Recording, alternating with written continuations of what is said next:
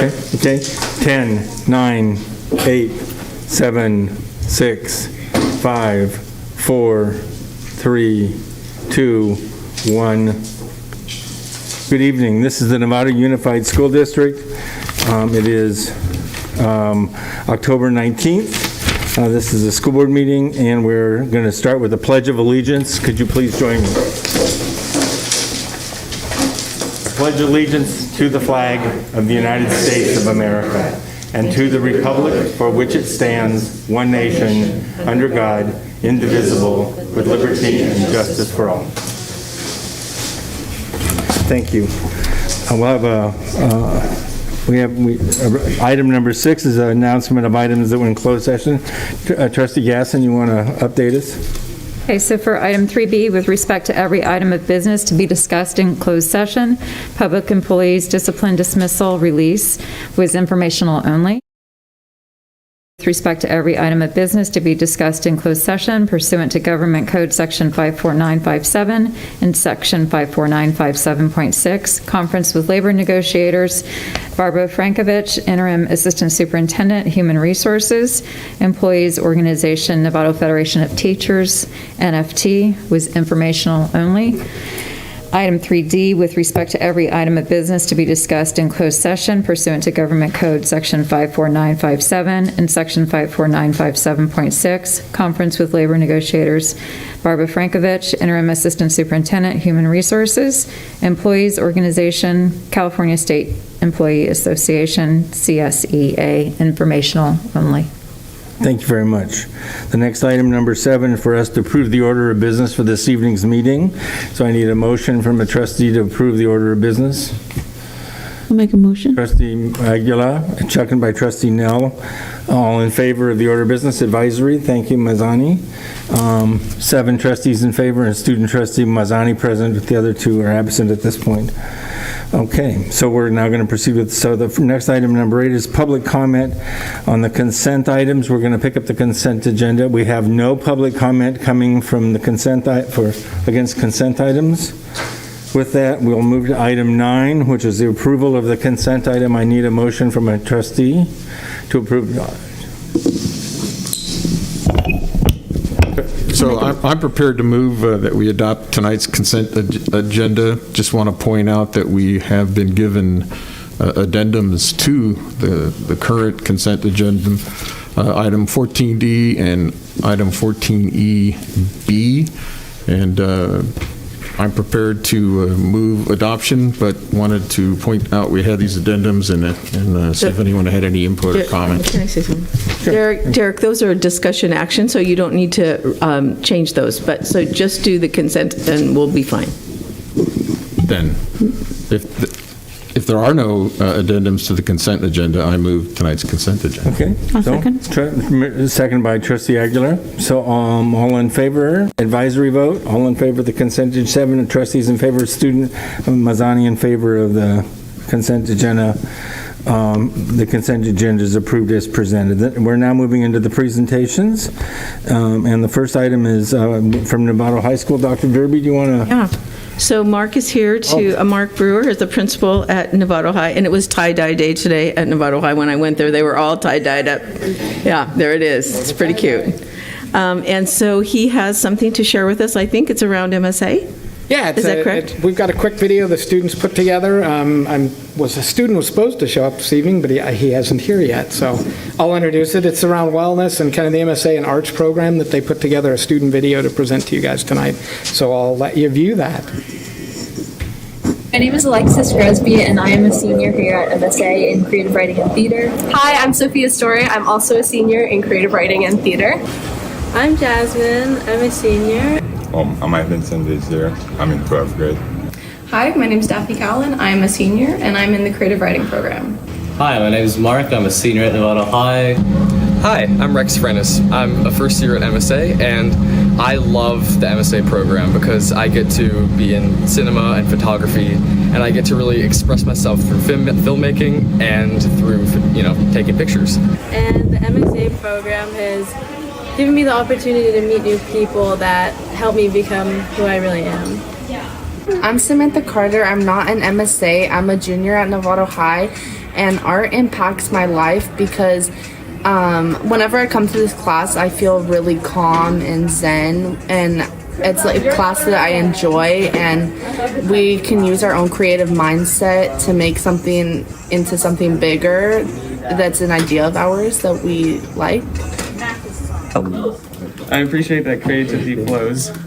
MSA is definitely a unique experience for its students because it allows people to really explore creative means of expression.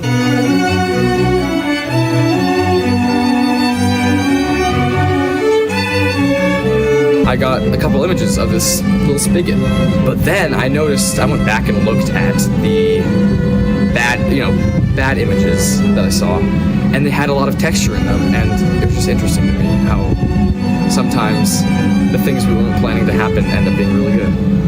I've been affiliated with photography and video game design. He has helped me a lot. One thing that has really helped me with my academics through MSA is creative writing, because I feel like it really makes my essay writing a lot stronger. So I'm really proud of the way my writing transforms from creatively to academically. The main thing that I feel like having the arts in my curriculum helps me academically is that it shows me that there's multiple solutions to any problem. So when I'm in my academic classes, it gives me the confidence to reach out to teachers or find different ways to solve a problem myself before I go ask for help. I would say that MSA gives students a chance to do what they really love. School can be very draining on mental health, and I think that Novato High does a great job of finding breaks for students and allowing them to relax and find comfort in a place that's so accepting and artistic. Hello, I'm Rebecca Callan. I'm a mom of a freshman and a senior in creative writing and fine arts and photography. And some of the things that my kids talk about are just the freedom to be who you are, to wear what you want to wear without judgment. And everybody is so open, very community driven, very, very inclusive, which is so important at this age, all the high school years, to really feel included. It is an incredible community, and I feel really blessed that my kids get to go there. My name's Cynthia Angelicola. I'm the community liaison at Novato High. I work a lot with our English learners, our foster youth, and our low-income families. And I'm also a parent in the district. My son is in 8th grade right now. I have seen how arts is a big anchor on our campus for kiddos, and I want my son to have that experience.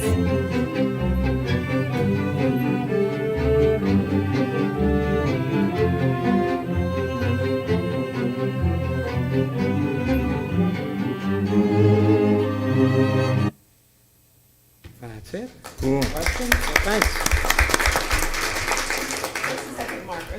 We got some questions for you. Questions?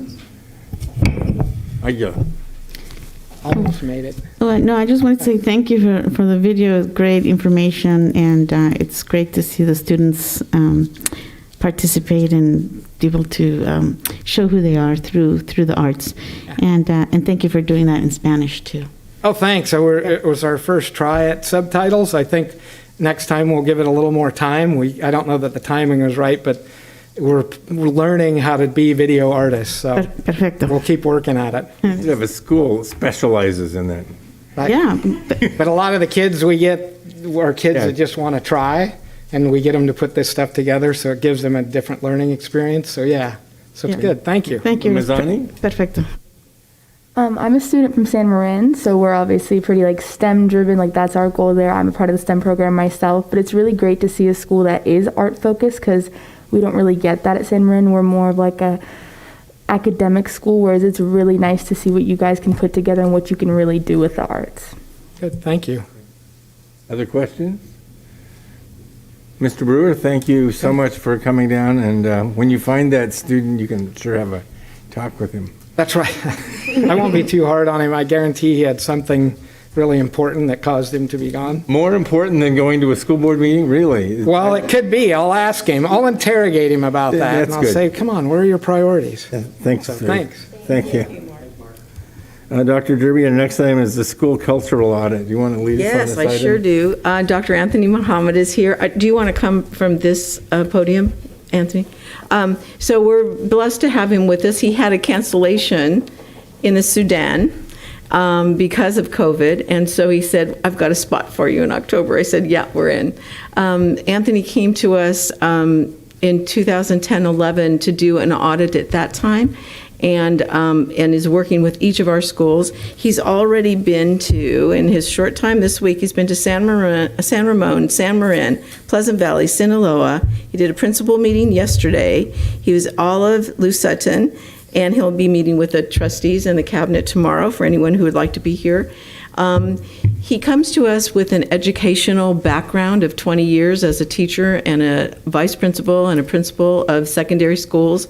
And that's the bent that he comes with, is really about what are we doing for our students? What are we doing about closing the achievement gap, the opportunity gap, the access gap?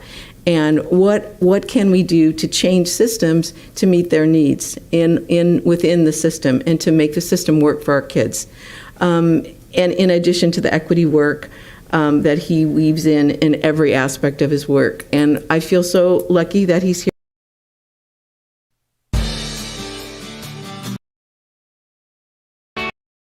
Thank you. Well, I appreciate you inviting me to come to some of, give an outline of the work that I've been commissioned to do here in Novato. And first of all, thank you for your service. There's very few areas in our society that is really more pure public service than school board. It's not a prestigious position. I'm sure you didn't sign up for all the great pay, like you get reimbursed for lunch or something, or 17 cents a mile or something like that. You do it because you care, and there's really no other reward you get except the intrinsic reward of seeing young people in your community sustained. So I want to thank Dr. Derby for the invitation, and I'm not going to be too long. But I wanted to give you a little context for the work that I'm doing. With a little bit of background, I've spent 19 years as a practitioner, 8 years as a teacher, 11 years as a middle school administrator, and the last 15 I spent on the research, publishing, and consulting side. And I started my consulting career deeply in the technical side of academia, instructional leadership, particularly around professional learning communities and the effective collaboration of teachers. What I discovered very quickly was the effectiveness of those practices really heavily lied in the health of the culture of the organization. So I started to write and publish about organizational, particularly school culture, which has been most of my consulting career. Well, as life moved on, I noticed that the dialogue around equity, the insight, had started to become skewed and really moving in the wrong direction. So in 2015, I published a book which was different than the other books I've had a chance to write. And this equity assessment is based upon my work in this book. It's called Overcoming the Achievement Gap Trap. And the key term, because sometimes people misquote it, and they say overcoming the achievement gap. That's not what the book is called. The key term is trap. And I wanted to address how people view reality and equity and how it related to the work that they did. So I want to make this very, very bold statement. Equity is not an impossible feat. There are schools all over the country, all over the world, systems all over the world, who have not just excellent results, but equitable results. So the path to excellence isn't a mysterious one. The problem has historically been creating the culture to embrace the practices that produce the equity. So often whenever people say, well, just give us strategies. Well, I'm not much of a mechanic. If you gave me some very expensive tools, I wouldn't know what to do with them. Just giving me tools doesn't mean much if I don't have the right intent and the right skill to use them. So I'd like to just give you a very brief overview of kind of the frame of the book and how the assessment stems from this. Very, very disturbed by the fact that our data has shown us nationally, really since we started to measure student progress, that all kids get access to school, but not all school students have equitably benefited from their access. So access doesn't necessarily equal equity. We open up the door every day to kids. But what's sad is we can predict which students are more likely to have a successful experience based upon things that have nothing to do with their intellect. Skin pigmentation, parents' bank accounts, the language spoken at home, disability, which we know how to accommodate disabilities. So the term referred to, we call it the achievement gap, but it's known by a lot of different names too. But I like to unpack Harvard's definition of what we call the achievement gap. The achievement gap refers to the observed and persistent disparity on a number of educational measures between the performance of groups of students, especially those defined by their gender, which I think you'll be shocked when I do a data analysis, the big gap that's emerging between girls and boys. Boys are becoming the new underclass in public education. It's kind of a silent crisis. Race, ethnicity, language, disability, socioeconomic status. And how do we measure these? Standardized test scores, GPA. I'd love to see your class rank your top 10%, access to STEM, access to robotics, access to advanced opportunities. There's many ways that we measure it. And what's sad is this isn't a Novato problem. It's not a California problem. The same gaps exist in Montana, same gaps exist in Arizona, in Florida, in Texas. This is an issue that's uniquely germane to our society. Now, the whole premise of the book comes from a quote from the great Nelson Mandela, and I told a joke yesterday. It was a true joke. First time I did this workshop, I quoted this quote, and somebody told me, I knew I'd love your workshop when you started quoting Morgan Freeman. And my mother's from Louisiana, and they ever say, bless your heart. So I had to write, I'm not trying to be insulting. I had to put Nelson Mandela up, somebody would think that was Morgan Freeman. But Nelson Mandela said in his second inaugural address that the world's problems begin with the belief that some human lives are more valuable than others. That's a very tough pill to swallow, because just as recited the pledge, it ended with liberty and justice for whom? So it's hard to admit, well, in one voice we say liberty and justice, pursuit of happiness for all, but then live something that's duplicitous. And that's the trap that my work tries to address. The gap between what we profess and who we really are. So think about all the world's social problems. Start with sexism. What is Mandela's statement inferring? Sexism starts with a belief that my gender is superior to yours. My skin color is superior to yours. My flag is better than yours. My sexual orientation is better than yours. And what does that justify? It justifies systemically reducing access, opportunity, and support for certain people, because the theory is who I am, who we are, is better than who you are. Systemic discrimination is very difficult to define, and it's very difficult to unpack. My work works to do that. So, in the book, I refer to this trap. I call it functional hypocrisy.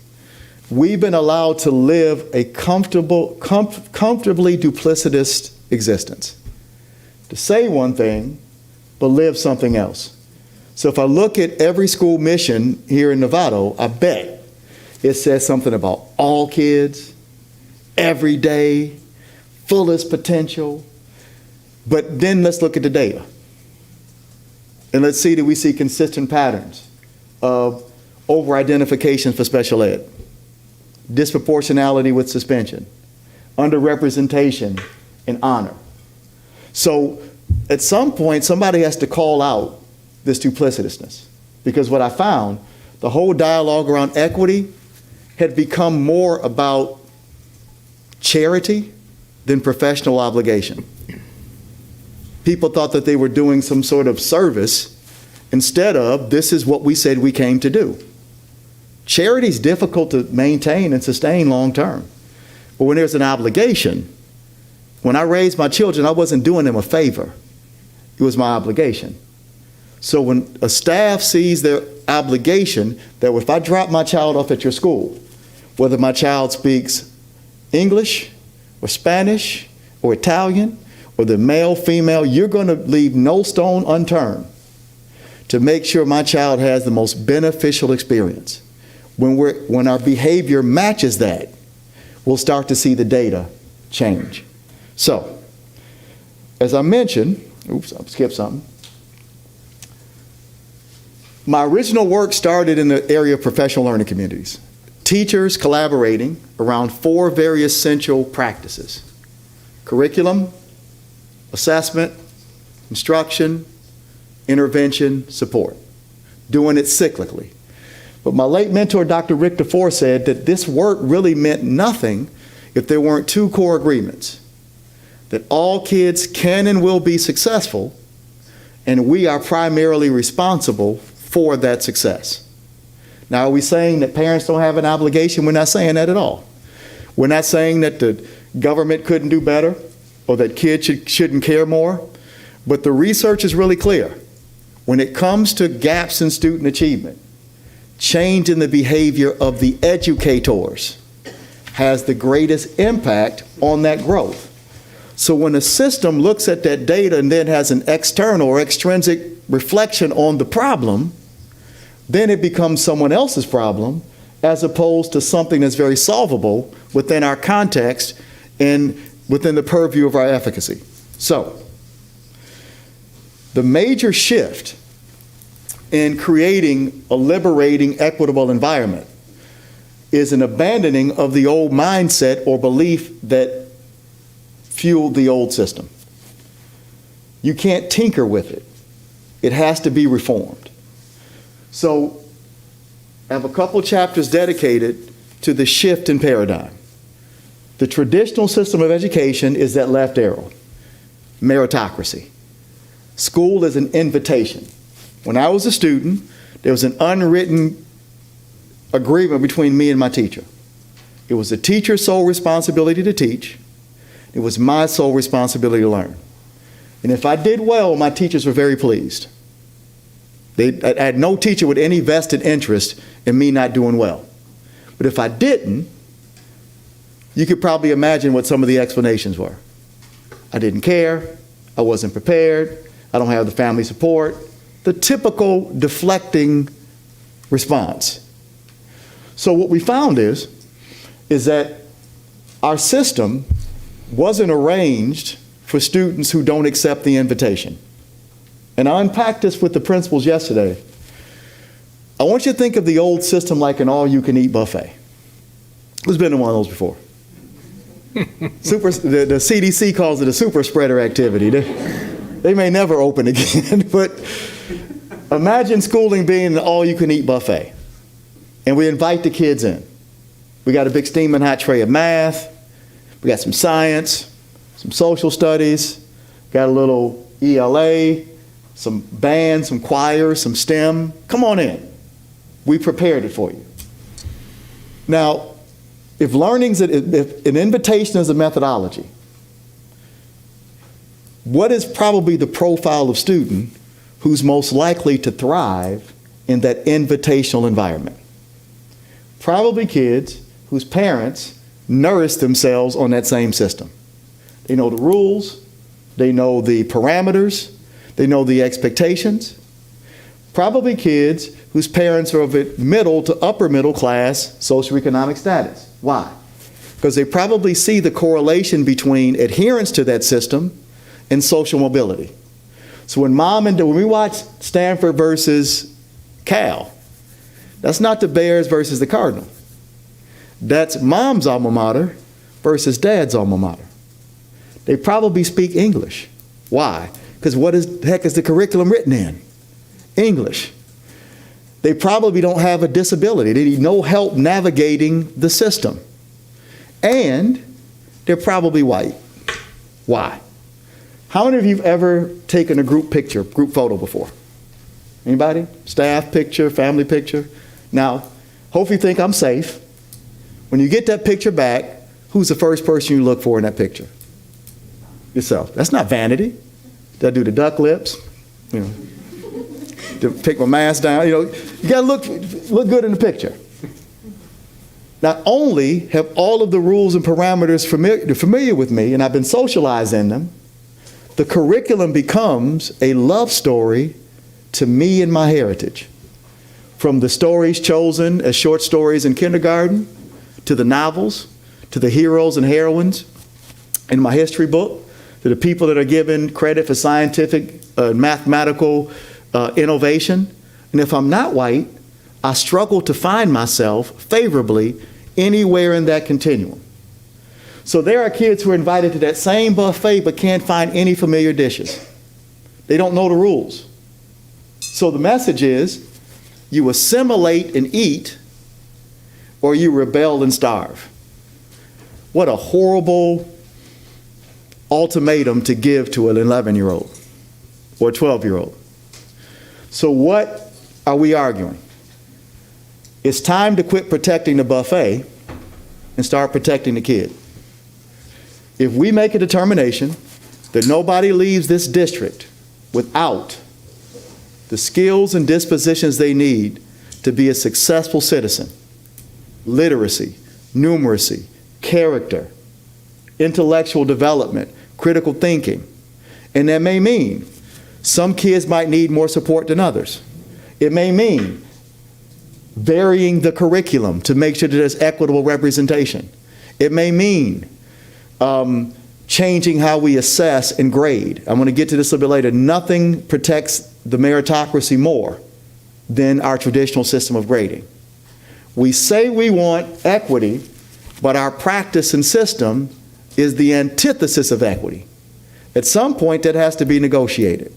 So, here's the foundation, and I want to make an argument very quickly, that this traditional ideology can never accommodate equity. It's meritocracy. It's defined as a system in which the talented are chosen and moved ahead on the basis of their perceived achievement. I want to unpack this for you. One part that's really disturbing, and it's why I believe the assessment is necessary, is that it's a system. I'm a big student of organizational theory. Max Weber wrote years ago that organizations are not built to change. They're built to sustain themselves. So if we look at history and we look at the fight for systemic change, it rarely happens. It's usually a coup d'etat or a revolution, because systems dig in to sustain themselves. And that's why some of our young equity warriors are out there fighting a good fight. I just want them to understand that when we talk about changing systems, systems have multiple layers. It's almost like playing a game of whack-a-mole. When you think about policing or criminal justice, is it the laws? Is it policing in general? Is it the prosecutor's office? Is it the prison industrial complex? There's so many layers to it, you don't really know where to start. So what we try to do in the assessment is break down the layers so you can see exactly what are the things holding up the progress of equity. The second portion I like to point out is the term talent. So if this is a system, we move kids ahead based upon our perception of their talent. Talent's very difficult to define. Would analytical skill be talent?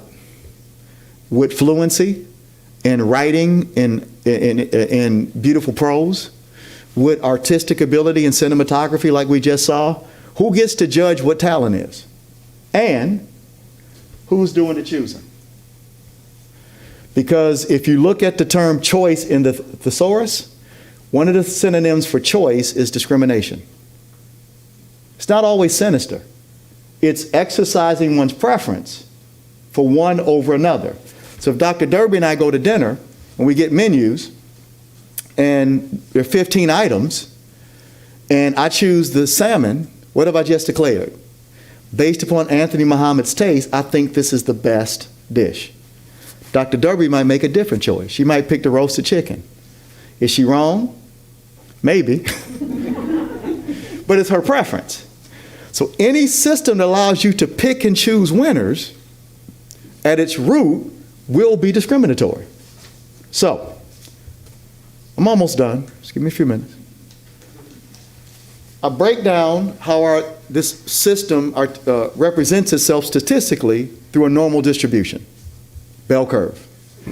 Any of you go to college and have a test graded on the curve?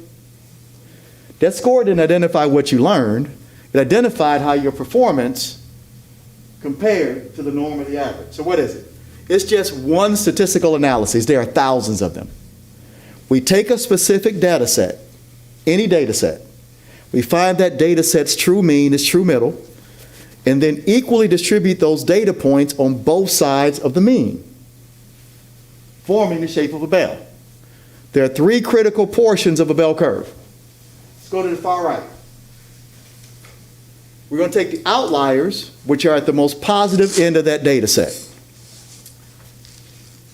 Here in Novato, systemically, at some point of a student's experience, do we systemically look at this data set and then choose a group of kids that, based upon our assessment of intellect and talent, isolate them or place them on a special track with higher levels of rigor, higher expectations, often more resources? Does that tend to happen at some point? Yes or no? Yeah. And we call them gifted, advanced, AP, IB. In our district, we call them intensive study. I work with a district in Texas that called them Expo. I said, what does that mean? He said, excellent potential. I said, that's kind of mean. What do you call the kids over here, NOPO? Anyway, at some point, we look at a data set and we determine which ones we believe are most talented. The 65 to 70% grouped around the norm, that's that data set's highest frequency profile. It's called average, normal, regular, bless you. Every social system has one, but it's different based upon the data set. The norm in Novato is different than that in Marin City, Vallejo, Los Gatos, Cupertino. It's germane to that data set. At some point, you guys identify kids who we just kind of say, you know what? They just don't have it. Or they're just not up to par. Isolate them, place them on a separate track with lower expectations. Sometimes embarrassing labels, less opportunity. And typically those kids are referred to as at risk, low performing, tier 3, special ed. This starts as early as kindergarten. They're just not physically separated. They're called ability groups. They sit at different kidney tables. We call them the red birds, the blue birds, and the buzzards. They have different thickness of readers. This typically doesn't take systemic shape until about middle school. By high school, you got people banging on your door to make sure that you produce and protect a system of polarization, particularly the parents who think their kids deserve to be. So if we broke down the demographic profile of the students most likely to end up in that part of the system, it probably would mirror the buffet kids, with a few outliers. And the non-buffet kids have a higher likelihood of ending up there. So all kids plausibly do between kindergarten and 8th grade is compete for their spot in a prefabricated bell curve. They audition, and they engage in something called schoolsmanship. They try to prove that they'll do whatever they're told to do. And where do we find these systems? Grading. I could be, much time you got? I'm not going to go, but I could be here till tomorrow. There are very few things less scientific, less valid, and more damaging to equity than grades. We use terms like work and doing the work, and is it on time? That's a rite of passage for a piece of currency. That currency allows you access to that.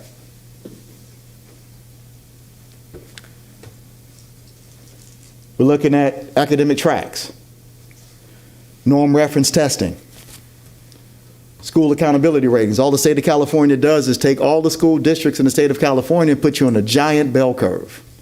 If we look at your dashboard, all the ones with greens, they have a certain profile. And the schools full of reds, they have a certain profile. It's just a scaled up version of the same thing. And we even tried to do it to teachers. Now, California didn't. You fought it. It was misusing Charlotte Danielson and Bob Marzano's research on teacher evaluation.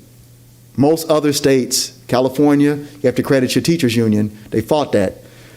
Teachers were getting pay based upon evaluation and whether they were highly effective, minimally effective. It was a mess. I'm glad that California didn't do it. Now, meritocracy is not evil. It makes sense in sales, in business. The Warriors play later tonight. It makes sense in sports. Wouldn't sports be terrible if the goal was equity? Come on, Steph, let's get that tie. Talent competitions. So we're not saying that competition and meritocracy is evil. It's just not appropriate mode of operation if your goal is equity. It's the antithesis. So what I'm proposing is taking another look at the system and moving towards what we call egalitarianism. And I'd like to go to the second definition. A social philosophy advocating the removal of inequalities among people. What if we looked at all the kids at Lou Sutton and we said, these kids are brilliant, all of them. Let's make that assumption. And what are we going to spend our time doing? Working together using our resources, our talent, our professional knowledge to remove barriers to their full growth. So instead of using my talent to say, you're smarter than him, what if I find that you have really good vocabulary, but your problem is critical thinking? You're creative, you're innovative, but you didn't get preschool, so you have a vocabulary gap. Does that make you smarter or dumber?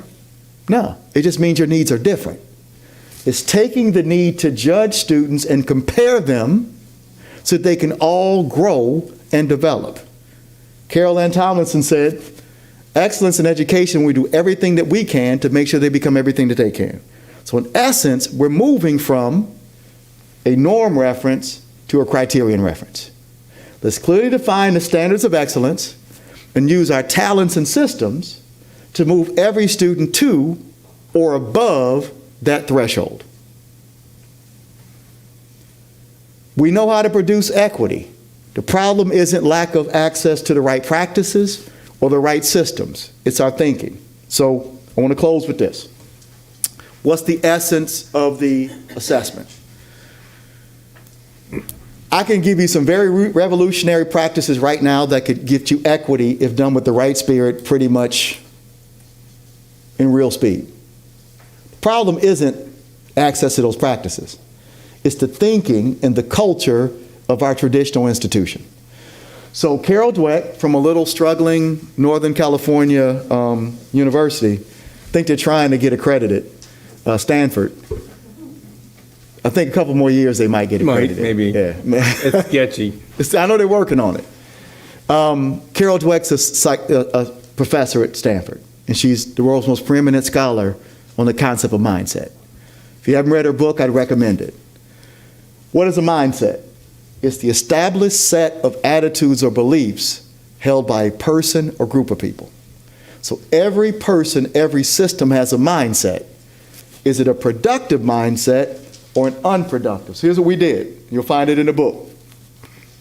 My colleagues and I picked 20 schools intentionally. All 20 schools had publicly gone on the record about their focus and seriousness about equity. 10 schools had phenomenal, atypical results when it came to equity. The other 10 made the same investments, same rhetoric, but they couldn't get to first base. So our theory was the difference had to be the culture of those institutions, and we were correct.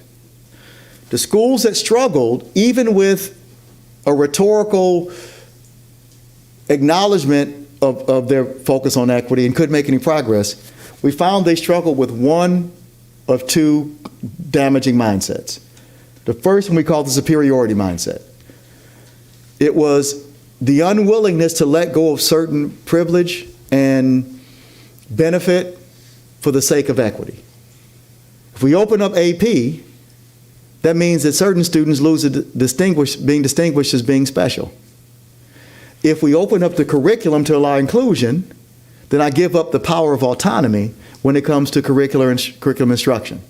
It's the unwillingness to embrace practices that might help us meet that target because of the fear of loss. We already get good test scores. Why do we need to change? Everything seems fine. They couldn't go beyond a token acknowledgement of the need for equity. Or they struggle with what we call the victim mindset. The victim mindset in very short terms is learned helplessness. As I've assessed schools here in Novato, that doesn't seem to be a problem here. But I work with many schools who struggle with this. Mm-hmm. It's, well, you know, Dr. Muhammad, we're the only Title I school in the district. Well, you know, we have so many parents.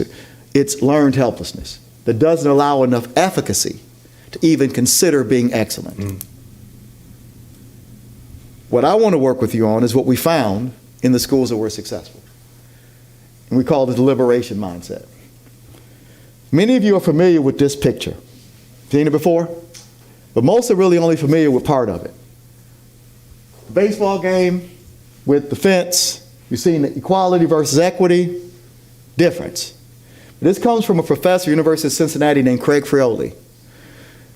The other photo, for some reason, has been cropped, and that was this one. Dr. Frioli asked the question, instead of trying to accommodate a bad system, why is the fence there to begin with? Instead of buying all these crates, why don't we just tear the fence down or put a transparent fence up or a chain fence? We spend so much time trying to massage a bad system. The schools are willing to go for broke and say, you know what? We may have to totally redesign what we do to get what we want. And we call it the liberation mindset. 3 components. First component, equality. Equality, we make synonymous with access. So part of what I'm assessing in your schools, is there restricted access to opportunity? I can't learn something that I'm never taught. Mm-hmm. So when you look at your AP courses, your STEM, your IB, your advanced, your GATE, what are the gatekeepers? Is there equitable access? Are there things like teacher recommendation? That's pretty ambiguous and can be discriminatory. Are there criteria that are not objective that might restrict access? If I never take calculus, I can never learn calculus. So access is the first step towards liberation. The second is responsibility. And responsibility, we make synonymous with support. It's not enough to simply give access. There has to be an investment in support to provide you with what you need to be successful with the opportunity we just provided. So a lot of schools we work with, we said we opened up AP, but a lot of kids couldn't take it, and our failure rate went up. Well, duh. If you push a kid into a more rigorous opportunity without anticipating the type of support they're going to need to be successful, you just really set them up for failure. So it's the twin of access, which is support. That's our obligation in a liberation mindset school. And then finally, advocacy. And this is where you're very important. When equity starts to become pushed and becomes a reality, there will be political backlash. I would recommend you look up the experience of the school board in Montgomery County in Maryland, who made all of their middle schools IB. And Montgomery County has like 130,000 students. And who do you think was most upset about, because they had one IB school, and he says, it's working so well, let's make all our middle schools IB. That sounds like a really good idea. If you think people are screaming about these masks, go look up the vitriol and the political backlash that board took to simply provide more access to more kids. It was the parents of the kids in the single IB school who were upset that other people's kids were getting the same opportunities that they did. See, you don't really know people's attitude about equity until it becomes a reality. is a fear of superiority and loss. So what's your will to take the backlash and to dig in on your principles when the wave of politics happen? And if you're truly pushing equity, it will happen. So it was more than just some of these systemic shifts. They had a will and a commitment that allowed them to persevere through the shock of breaking status quo.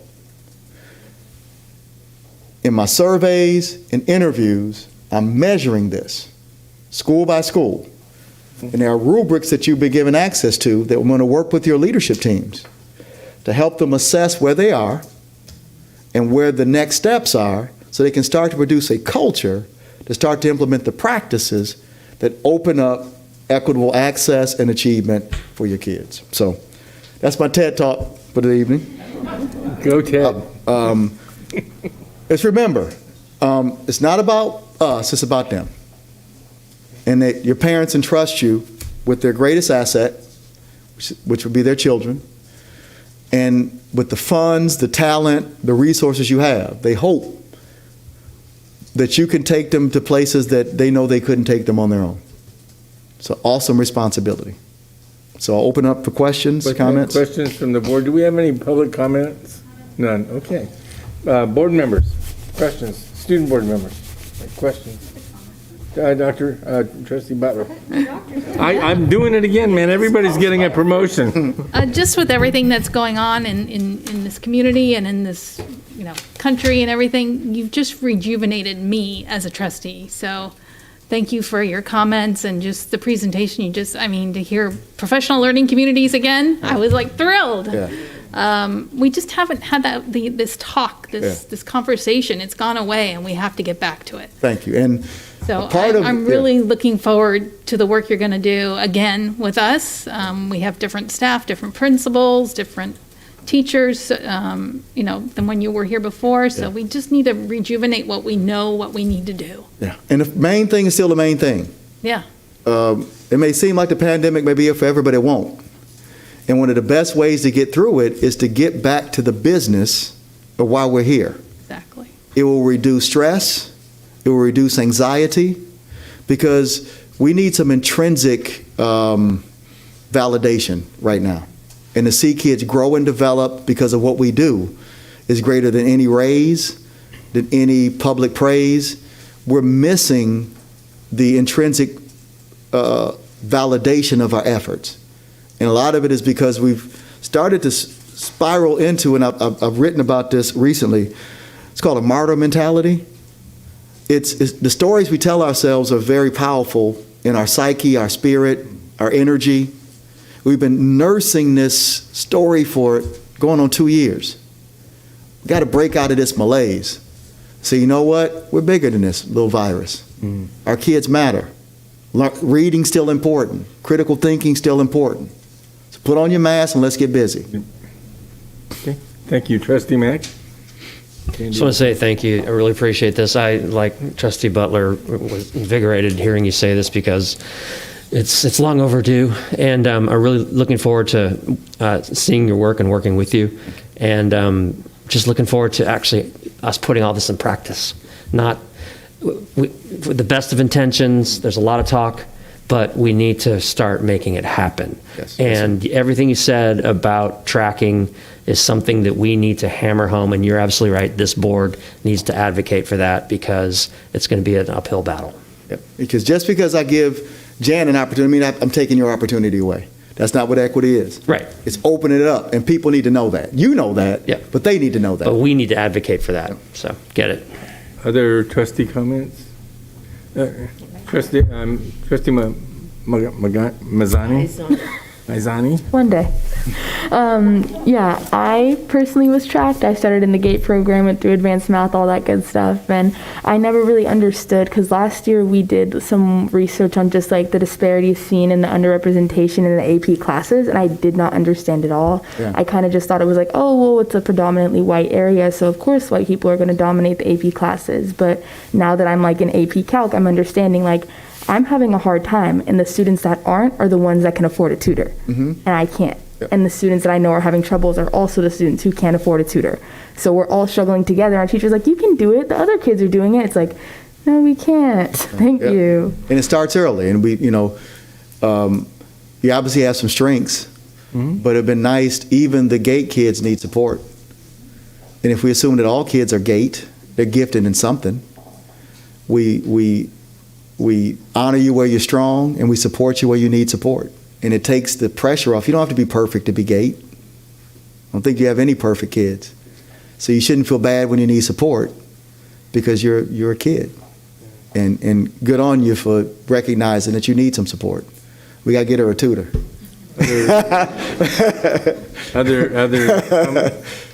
So, Dr. Mohammed, one comment for me.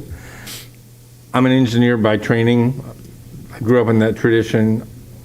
The way you get the right answer is you drive your decisions by data. And if you're not sure, you can collect some more data. And sometimes you have to be bold and make a decision with not enough data, but you always work towards understanding better the system you're trying to manipulate. I was here when you visited the first time. I appreciate the vision you have about measuring the child, their success and their outcome, and I'm thrilled that you're able to come back and spend some time with us again to get us back on a data-driven, analytic, measured child productivity platform. So I think we're all thrilled to have you here, and I think we have no other comments. Dr. Derby, Just any? that I would like, these are the 2 books that we purchased for each of the principals, but he's written so many more, we've got to buy some more. So, and he's doing, Dr. Muhammad mentioned that he's got another publication coming out in January that's about evaluation that I think will be very valuable for us. The And first draft will be done in January. We'll be out till later. no, but you're going to tell us about Yeah. it, so that would be really good.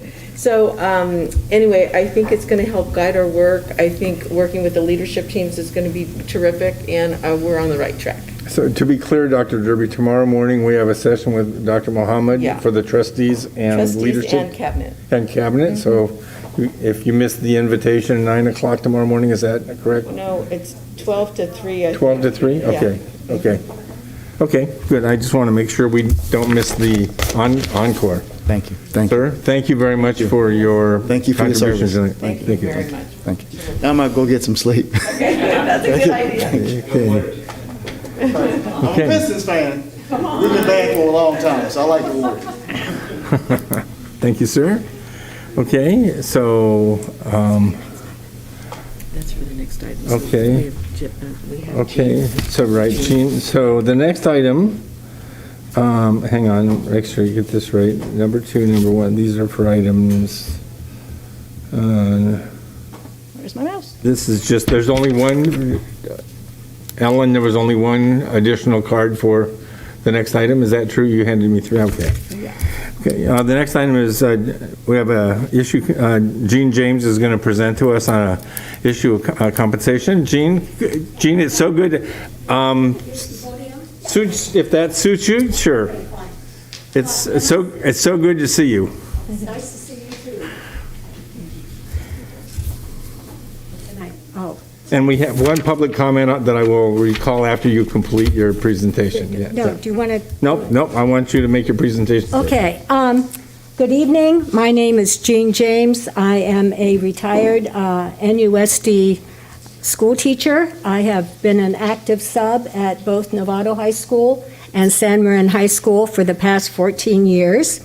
And I'm here tonight to ask the board to make the pay increase for subs that they okayed for October 1st, retroactive to the beginning of the school year. I found out that San Rafael had also raised their pay rate for substitute teachers, but they made it effective August 1st, even before school began.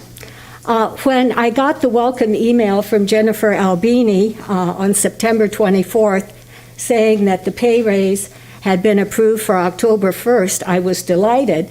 But then I asked her, was it retroactive to the beginning of the school year? And she said no. So then I said, how do I pursue this? And I wrote an email to Barbara Vankovich, I'm not sure if I pronounced that name. You did good. Oh, good. Well, I used to teach German, too. And I said in my email to her on the 24th of September, is there any way that the pay raise could be made retroactive to the beginning of the 2021-2022 school year? And she replied, district staff discussed this and determined that it would be preferable to have an effective date that was not retroactive. And then I replied to that, district staff, who exactly gave input and who actually made this decision? And why was it preferable to have an October start date rather than the beginning of the school year start date? At that point, I thought I needed to go elsewhere, and I wanted to set up a meeting with Jan Derby, and I understand she has a very busy schedule, but she did call me back on October 6th and left a voicemail. At that time, she said, and I quote, it was a board decision to not make the pay rate retroactive, and making the pay rate retroactive to the beginning of the school year was untenable for the payroll department. So I have exhausted all my previous alternatives to get this changed. So I'm coming to the board to ask you to please recognize the contribution that substitutes have made coming back at the beginning of the school year in the light of COVID, having to wear masks, having to deal, especially at the elementary level, with students that are not vaccinated, and also dealing with students who've been out of school for a year. So that's it. Thank you so much. So we have one public comment, and then I'm going to call on Lois Standring, our CFO, to speak to this issue.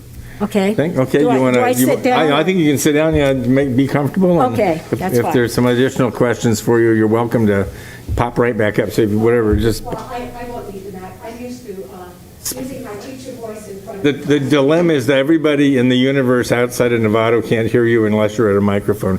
So, but you can choose either one for your if there's a follow-on. Mrs. Standring, would you, our CFO, could you speak to this issue? And then I have, Mariah Fisher. Yeah, thanks. I'm not here to give an opinion. I'm here to give facts. I've learned long ago to keep my opinions to myself.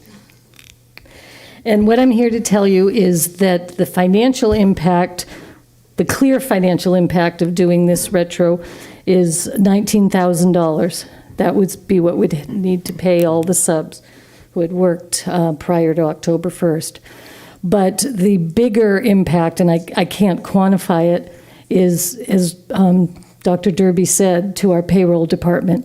The process to pull all time cards and spend the time when they're already, they don't have enough time to do payroll as it is. This would be a huge burden on them to go back and have to do it time card by time card and pull them all from where they've been. So that, unless you have any further questions, that's pretty much all I have to say about it.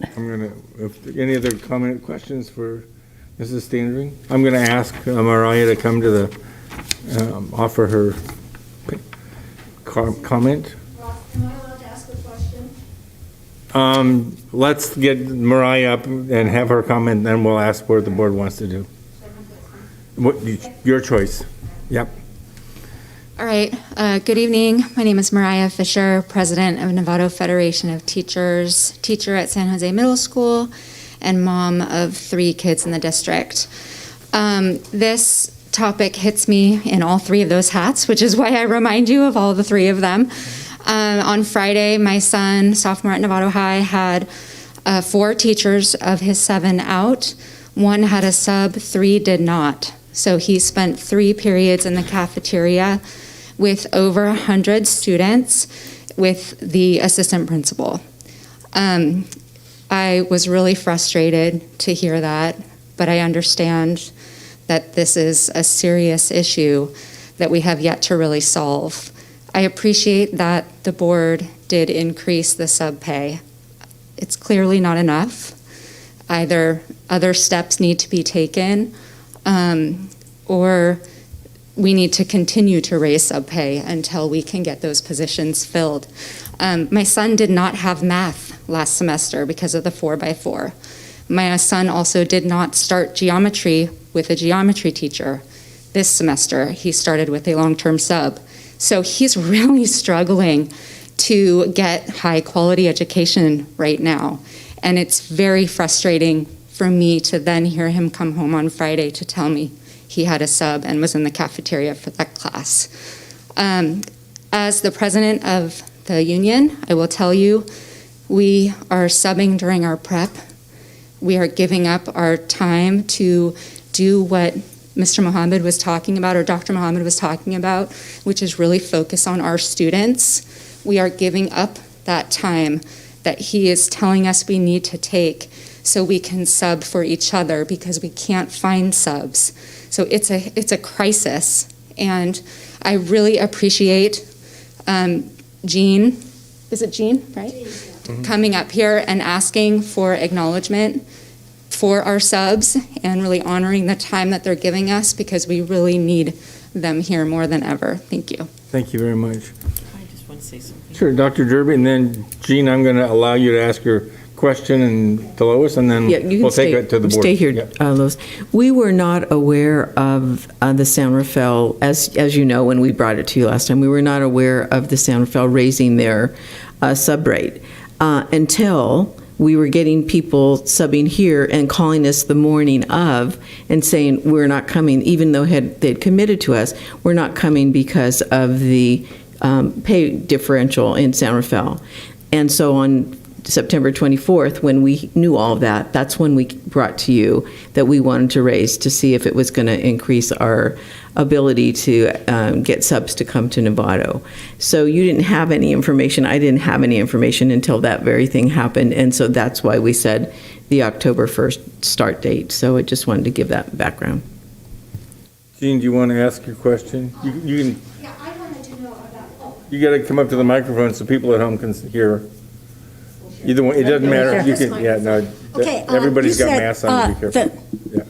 Testing. The $19,000 cost, that was just for the $50 increase or the difference, so that would have been 380 sub jobs, if I did the math correctly. It's 150, no, excuse me. So it would be, if you divide 19,000 by 50, It's you get 380. 313 at the full rate, 10 at the half rate. And then there's taxes included in that. I'm sorry, I didn't understand that. So there are 323 days of subs, most of them full days, some of them half days, but then we have to add the payroll taxes on top of that. Okay, so it seems to me that the problem here is the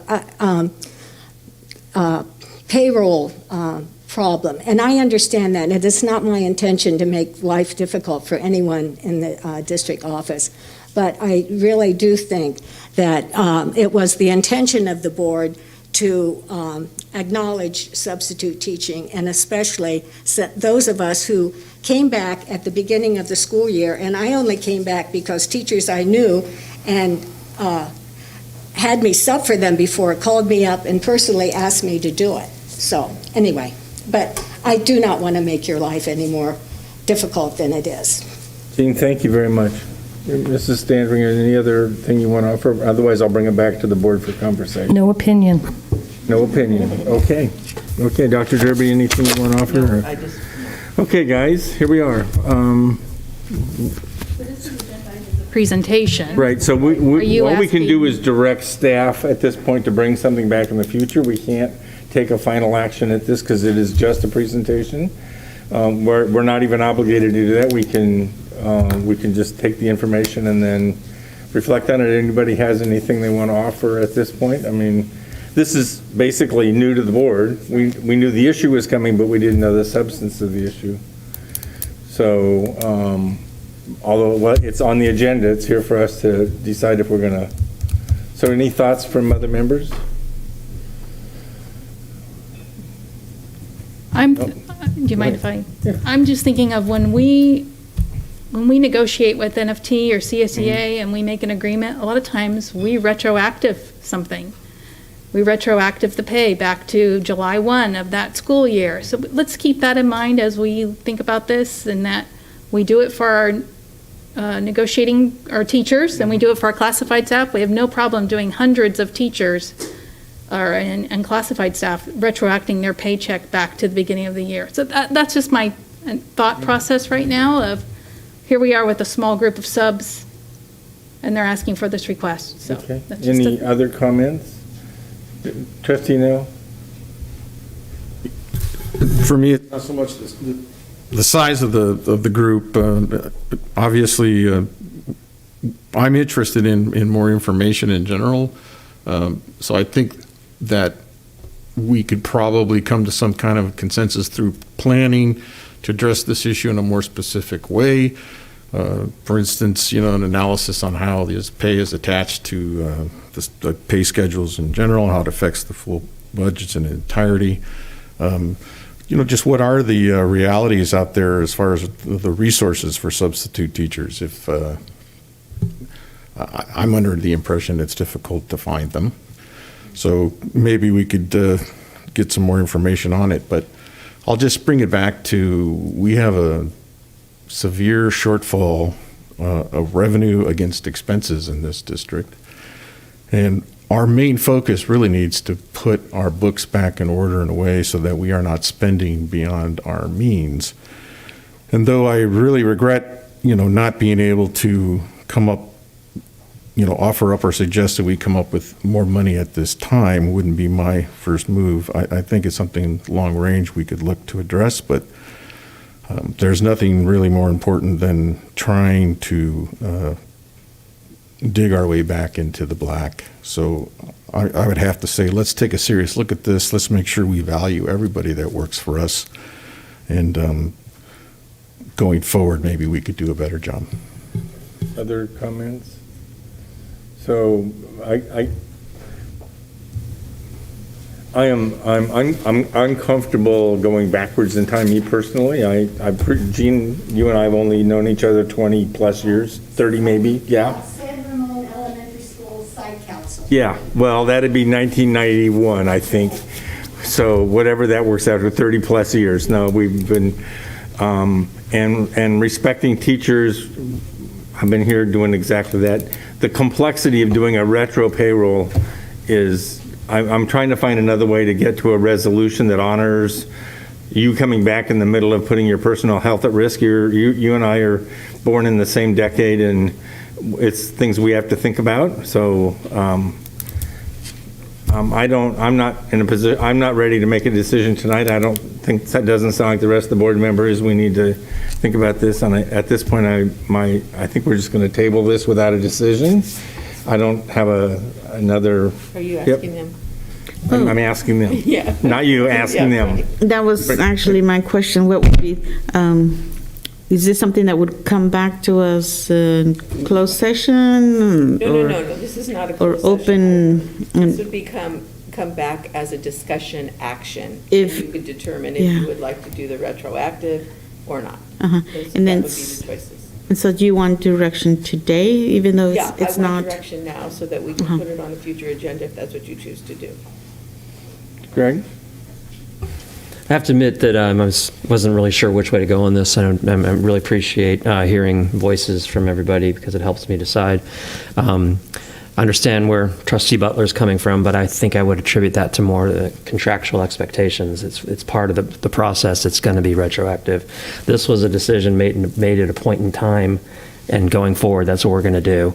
I absolutely agree with Trustee Nell and you as well, Ross, that our finances are very top of mind, and we just need to keep that in mind going forward. So I believe we shouldn't take any action on this. Okay, Trustee Jacobson?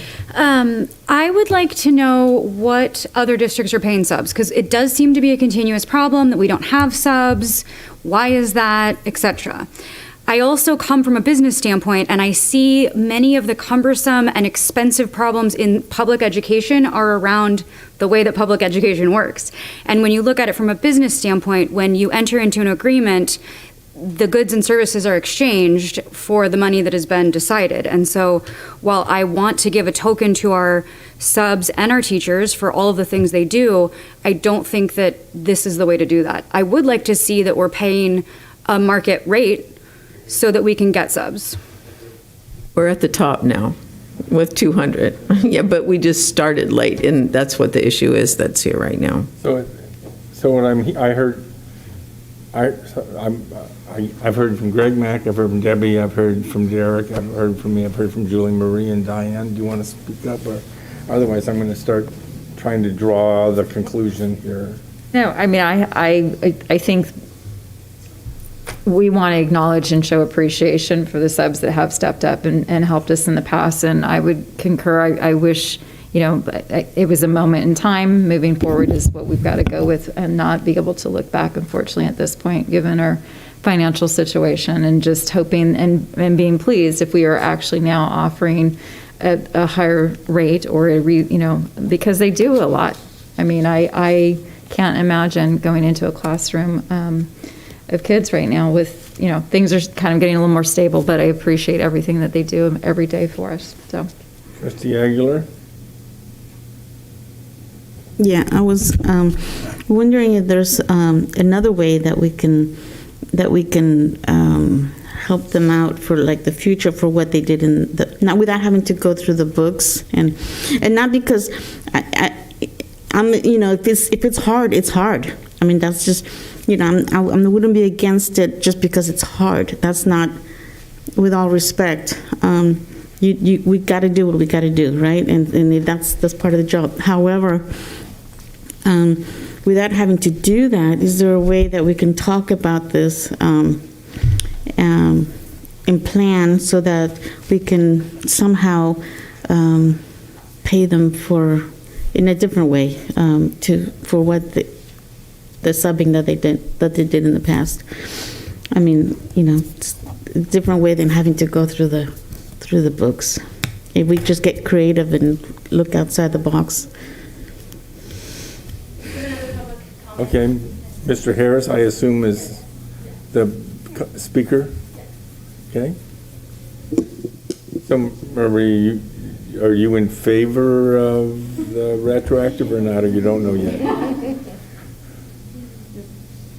Let's hear from Mr. Harris. I'm Alan Harris on the Budget Advisory Committee.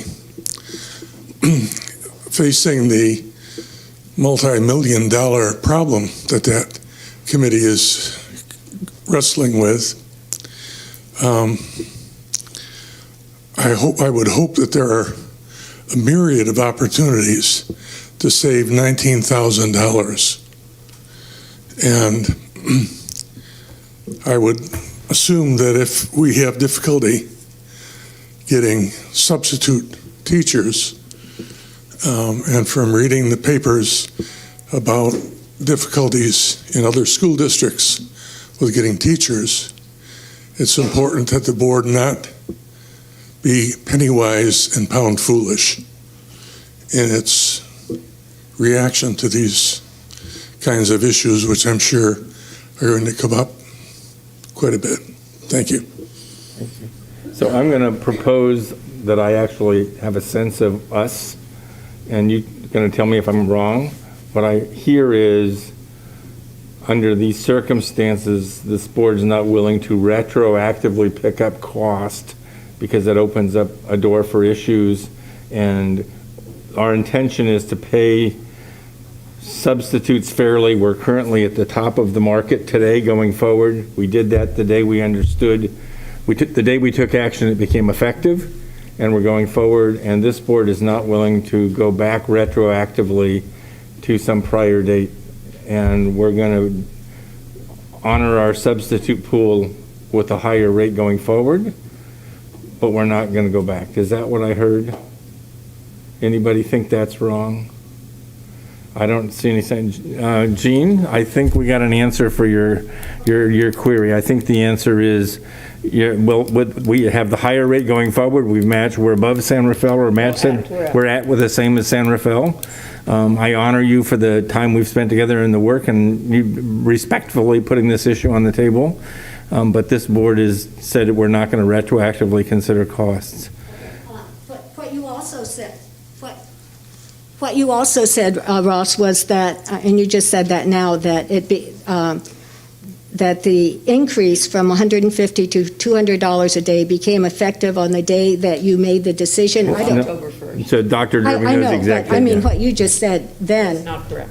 Yeah, but that's Okay. what he said. Oh, right? well, okay, but she's so got the it's facts. October 1st. Okay. Yeah. And again, I thought when the board decided to up the substitute pay to $200, that was to make us competitive with the other districts, and I appreciate that, and thank you for that.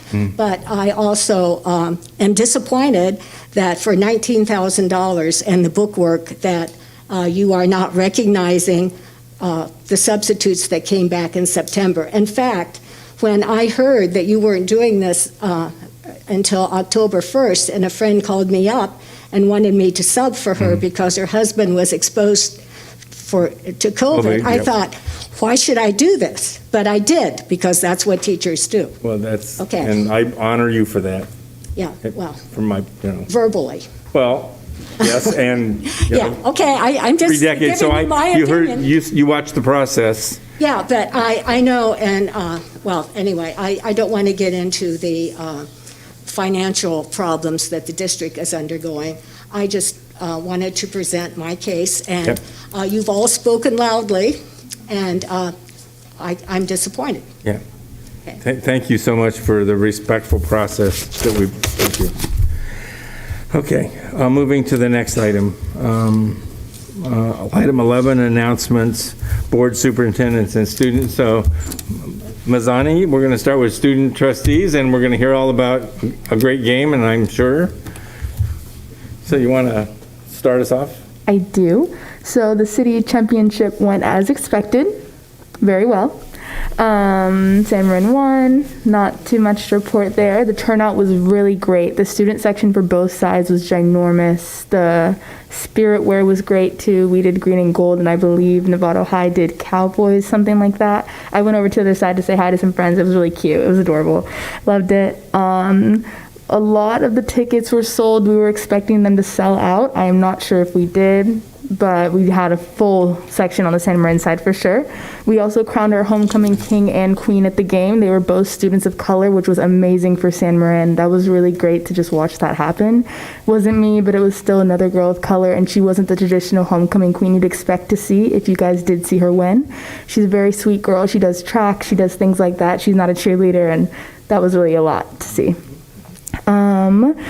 As for our homecoming dance, it was outside on the football field. Over 600 tickets were sold. It was a great turnout. We had a lot of glow-in-the-dark stuff for our theme. I think a lot of students had a great time, and it was a great first dance for this freshmen and sophomores since they'd never been to one.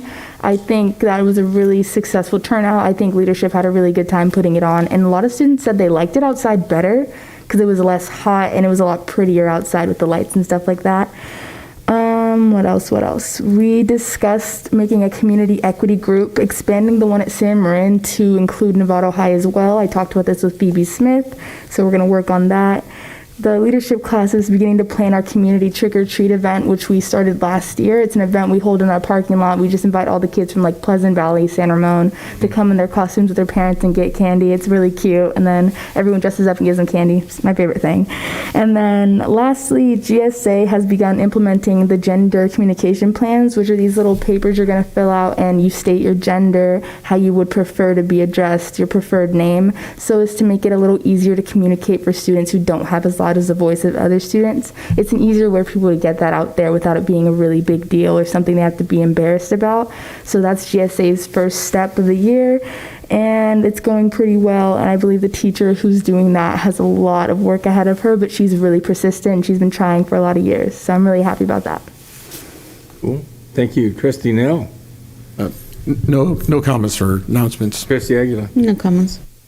Trustee Jacobs. I manned the farmer's market booth. That was really fun, and that's about it. Butler? Nothing, but I did go to the football game. Enjoyed it. Trustee Mayor? Nothing to report, but I did go to the football game and enjoyed it, and it was good talking to folks from both sides of the field. Trustee Gaston? And I went to that same football game. It turns out both high school, two of our three high schools were all in the same field, so it was really convenient. It was great. Good. Dr. Derby? Yeah, I was just going to say a couple things, but... Oh, sorry, I didn't. But that's okay. Or you can make me a doctor. No, well, I will. Well, I mean, I will try to be brief. I did have a couple things I just wanted to share. The first, I had a great opportunity to participate in a master's in governance course on HR and collective bargaining. And I just wanted to mention that because it was virtual, it's an opportunity to actually communicate with people across the state of California. And so, whereas if you attend something that's usually just regional, hearing about the experiences and challenges that other schools are having right now are very similar to ours, and puts things into perspective a little bit because they're in the middle of the same things, the financial issues, potential layoffs. But the one thing that really struck me, and the reason I'm mentioning this, is that one of the sites was using their emergency funds to get a counselor. They had never had counselors at their schools. And that just was like, it just hit me because I thought, for all that we have going on, we have counselors, we have nurses, there are things that other school sites don't have right now because it's been hard to either get people employed in those positions, but also just a money issue. The other thing is I met with the special education department in terms of planning an upcoming event. Their department special Education Advisory Council meeting, which is on 10/28 at 10:30 a.m. And I was looking for Angela, who was just here. I believe that's the date and time. So that will be their first meeting for this year.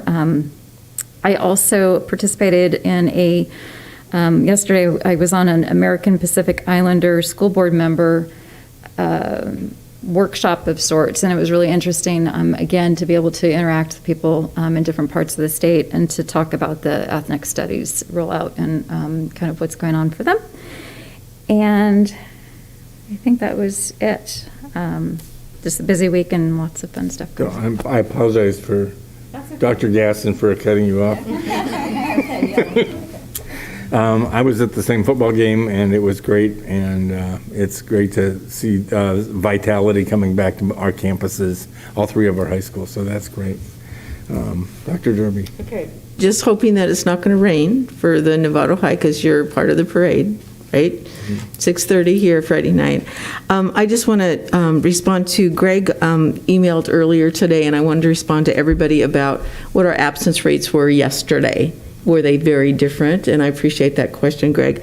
The difference yesterday was only about 10, but as you know, we're tracking the attendance. That's one of the agreements that we have with MCOE, and I want to go over these attendance rates because they're troubling to me.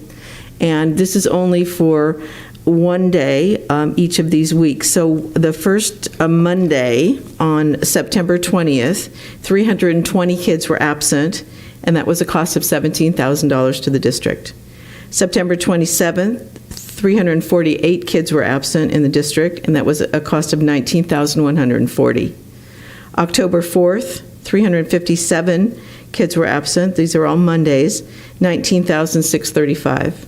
October 11th, last Monday, 414 kids were absent. That was $22,770.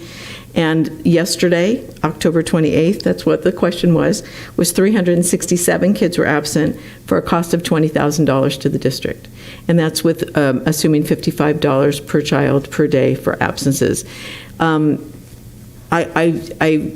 got pretty upset about this, and I will now be pursuing how much it was for the week so that we can start tracking how much we're losing each week for absences. Do we want kids to come to school sick? Absolutely not. But do we want to have parents help us with this problem? Yes, we really need it. So when we look at that and we think that those costs that I just described would be the cost of one FTE for a teacher. So we're in really, really tough times with our budget, and we really have to pay attention to these kinds of things. So I just wanted to alert you to that. So thanks, Greg, for asking. Okay, we're ready to move on to the next, which is that item number 12, non-agenda public comment, and I have two speakers, Tanessa, and I'm going to not even try and Ross Engels. Before we start, 3 minutes per speaker. We have 20 minutes total. That should not be an issue. As always, the board, these are not agendized items, the items you wanted a conversation. That's why we're in this special time.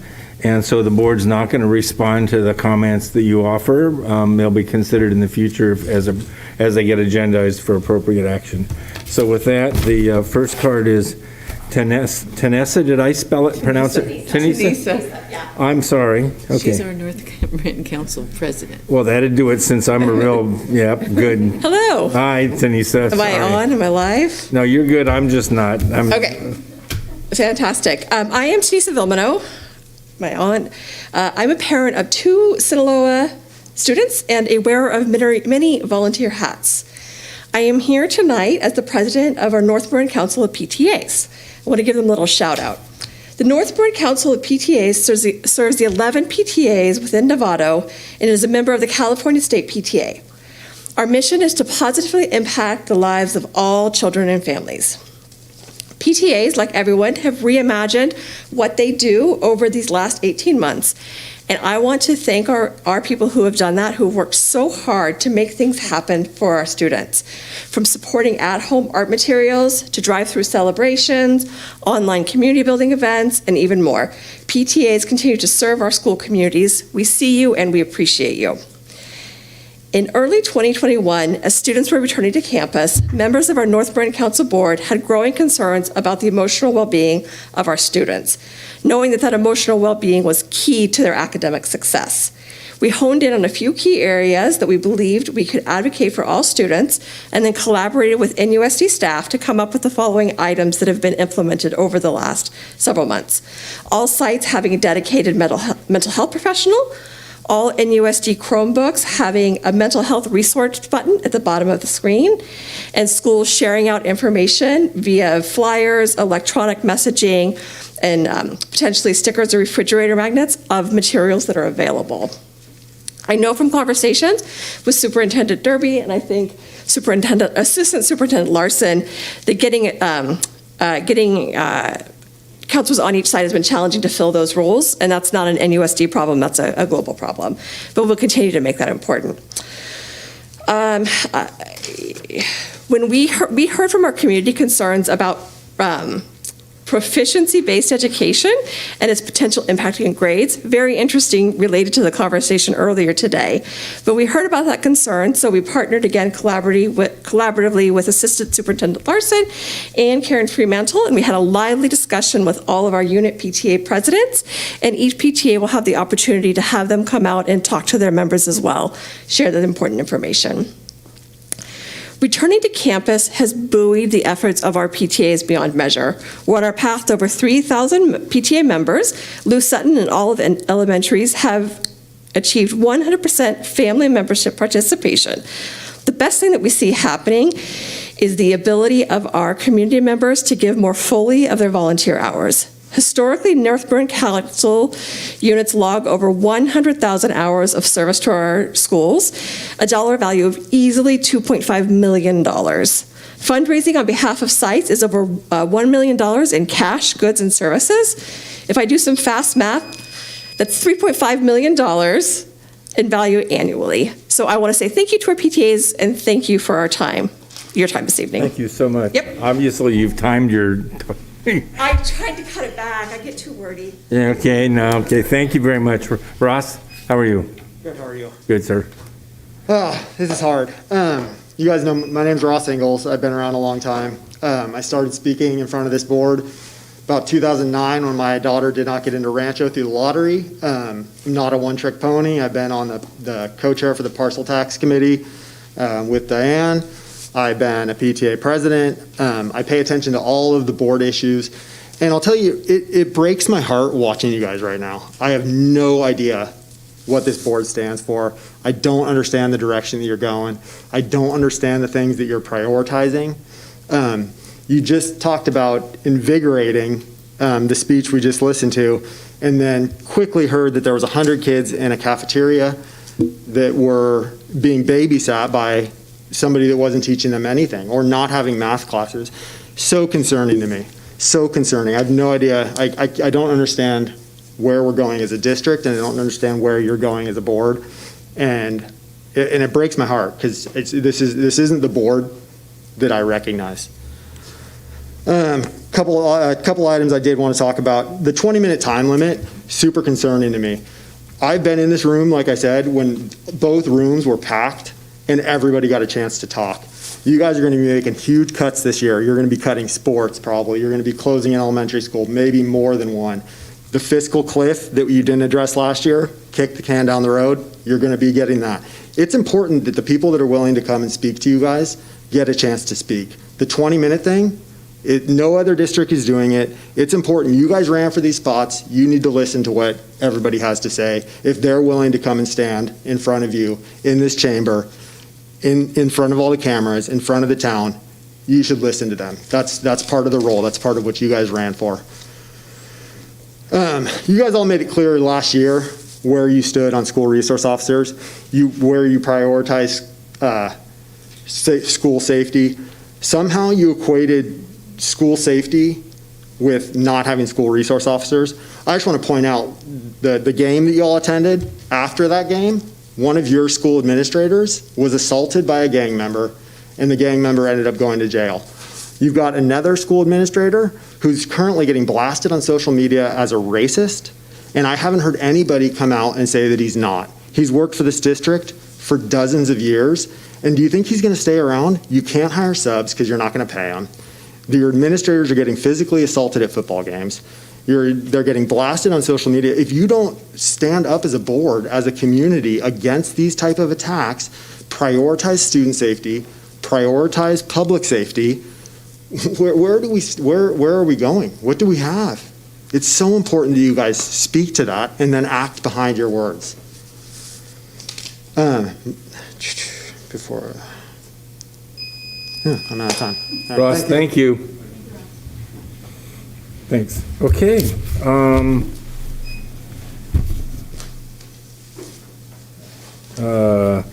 We're down to item number 13, which is a public hearing for the Williams Sufficiency Act. And so the public hearing part of this is procedural. So I'm going to open a public hearing with this gavel. And then we're going to have any comments, and then I'll close the public hearing having heard. So I'm going to open a public hearing for the Williams instructional material sufficiency. Waiting for public comments. Hearing no public comments on the record. I am going to now close the public hearing for the Williams C. Sufficiency Act, and we will consider that item a little bit later in the agenda. So that's the public hearing process. So now we're going to move on to discussion action, and the first item is a single plan for student achievement. Dr. Derby for secondary schools. Dr. Derby, you want to lead us on that? Sure. Jen's ready to chat with you about it. We haven't had an opportunity to receive everyone's school plan, and Jen and I both reviewed them, and I think what we have condensed down to that each of the secondary principals will present and Jen will present will give you a good idea of what the goals are for each of the schools and how they're going to achieve them. So I'm glad they're all here. I'm glad they stayed and waited for their turn. It was a long time. They've been watching us that we've been getting out at 8 o'clock, but that's not quite tonight. So we're glad you're here. And I can unplug the clock. No. So anyway, so Jen will kick us off, and we're getting the slides up there because Ellen's helping us out. All right, good evening. Thank you for having us, Superintendent Derby and trustees. As we mentioned, I'm here tonight to just introduce our single plans for student achievement, specifically our secondary schools. We'll be back next week with our next meeting with our elementary schools. So you're not going to see a whole lot of difference because one of the things that we have done is committed to some long-term goals. And so our LCAP, as you well know, is still designed around those three main focuses: our culture of caring, our culture of competence, and our culture of excellence. What we decided to really focus on for tonight's meeting is the metrics, because one of our other goals, our focus goal for this year specifically, is around data and the use of high-quality data cycles. And so one of the one of the metrics for us and the district office, and is being emulated at the school sites, is looking on a regular basis of how well we're progressing these goals. A lot of times we have great goals and we measure them kind of at the beginning of the year, and then we see how we did at the end without having those data cycles in between. So what we've chosen to focus on tonight is those metrics. So for our culture of caring, what we're going to be really looking at is the results that we have in our Youth Truth Climate surveys, but we're going to look very specifically at 3 areas. We're going to look at the relationships, the communication and feedback section, and our culture section. For our broad goal 2, or our culture of competence, we're really looking at implementation. So our goal for this year, our metric, is going to be the level of success in our training and the actual implementation. How much are we seeing the Tier 1, Tier 2, and Tier 3 supports implemented on our school campuses?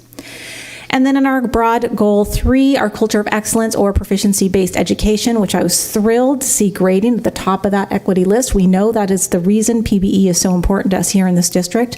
And our metric this year is it's the first year that we have those proficiency scales approved and ready to go. So every single teacher will be implementing and using the proficiency scales, and we're going to be looking at what does that implementation rate look like through our training, each of our professional development days, but also through classroom walkthroughs, collaborative after-school professional development, and our PLCs. So this is what we're going to be working on. As we move into our individual school goals, you're going to see what each one of these 3 goals looks like at each of our individual schools. So with that, I'm going to bring up Mr. Mike Casper from San Jose Middle School.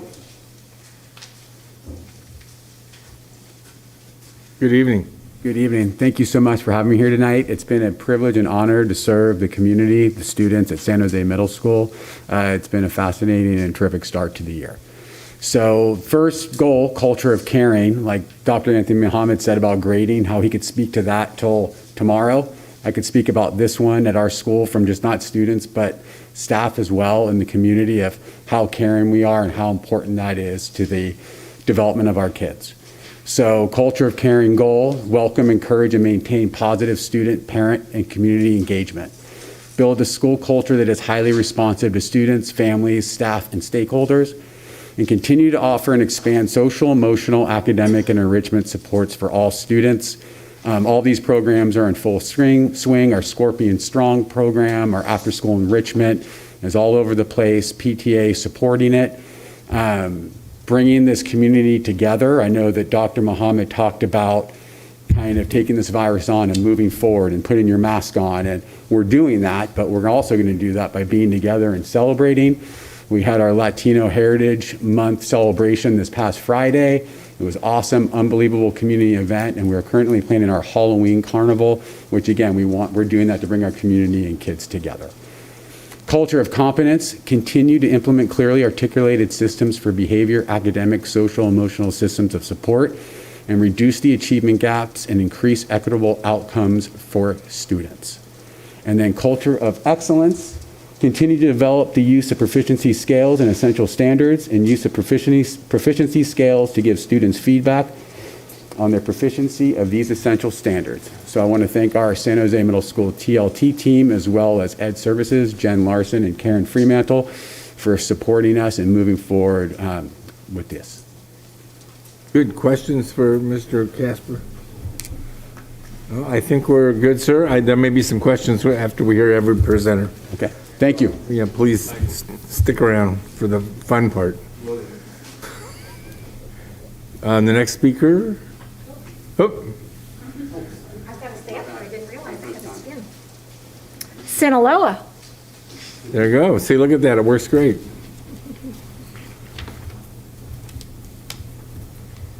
All right.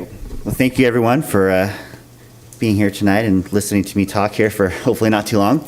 But as we talked about, we're focused on the 3 main goals: culture of caring, culture of competence, and culture of excellence. One of the things we did this year that's really a big focus of us is on our community building and relationship building activities, and we've been doing that from the beginning of the year. So we created an SEL team of teachers. We have 8 teachers who are really focused on just building community, building culture, and really implementing that social-emotional curriculum with our students. And so we started off our year really strong with that. We used the first week of school to deliver this curriculum to all of our students, to make them feel welcomed, to make them feel included, because we knew that after the pandemic, that kids really needed that. And so that's been our big focus this year, and it's paid a lot of dividends, I feel like, in terms of student behavior and student outcomes so far. We are going to be using, we have our leadership class and youth leadership institute that are working to develop student voice on campus, and so that's another place where we're getting that culture of caring with our students. And we're also looking at increasing our community liaison hours at our school site, because we know that we need to be able to reach out to all of our families, including our English language learners. For our culture of competence, we've really focused on a couple of big areas, but one of the big things we've been doing is something that I believe strongly that every student needs when they leave our district.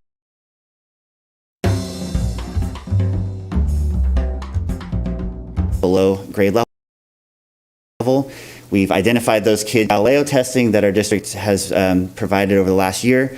We're able to identify kids that are reading below grade level and offer them reading intervention classes using a Fontes and Pinnell reading intervention program, which so far this year, we've already increased students that have been in there in just a short amount of time by almost a full grade level in reading in just a short amount of time. So we believe we can get these kids 2 grades higher in reading in 1 year using this program, and so we're really focused on that.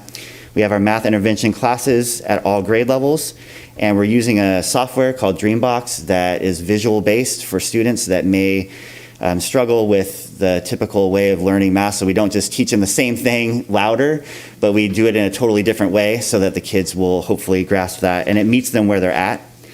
And then we're also using restorative practices in our disciplinary practices so that we can, with a goal to reduce our suspensions to below 2%.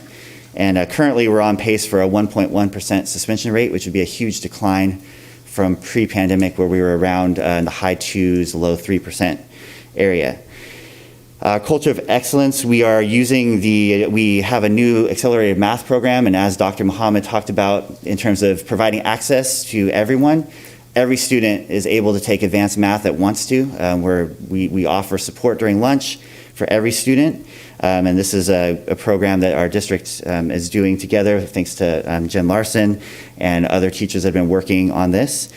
We have our drama class that I presented to you guys a few weeks back that is offered for all grade levels, again, to just help kids feel welcomed at school and to provide those extra opportunities. And we have an ambitious goal to reduce any CAS data losses due to the pandemic in 2 years. And so far our Galileo scores are showing that that's working. We've cut our F rate in half, and so we believe that we're on pace to get there. Yeah, that's it. Cool. Thank you. Good. Questions for Sinaloa? If not? We'll wait to the end. Yep. Okay. All right, and now we have Kessa Early with Marin Oaks and Nova. Yeah, I'll do Nova. Okay. Hi, good evening. Thank you so much for taking the time to read both Marin Oaks and Nova. I'm going to focus on Marin Oaks first. So the first goal is under the culture of caring, and what you'll notice is that we use the word belonging intentionally, and that's to give you an understanding of the difference between belonging and inclusion would be if you think of your home, and inside of your home you have a room, you feel safe, that you have a sense of comfort. And then if you think about inclusion, it would be like inviting a guest over and you making them feel included and they feel comfortable and safe. But it's important for our students to know that they don't have to be invited, that they belong. And so we really have worked on a sense of belongingness. So part of that, what we decided to do is we hired a student advocate. And that person is an adult on campus that is there 3 hours a day, 5 days a week, to just focus on building relationship, being there and to help students find resources if they need it, if they're having a tough day. They alert the staff so that we know that someone needs to, maybe be in our meditation room or see the counselor. So it's been really successful so far. She's done a great job. We also have terrific enrichment programs that help with this, and we have all different kinds of connections in the community, and that really helps bring a good sense of culture of caring for our kiddos.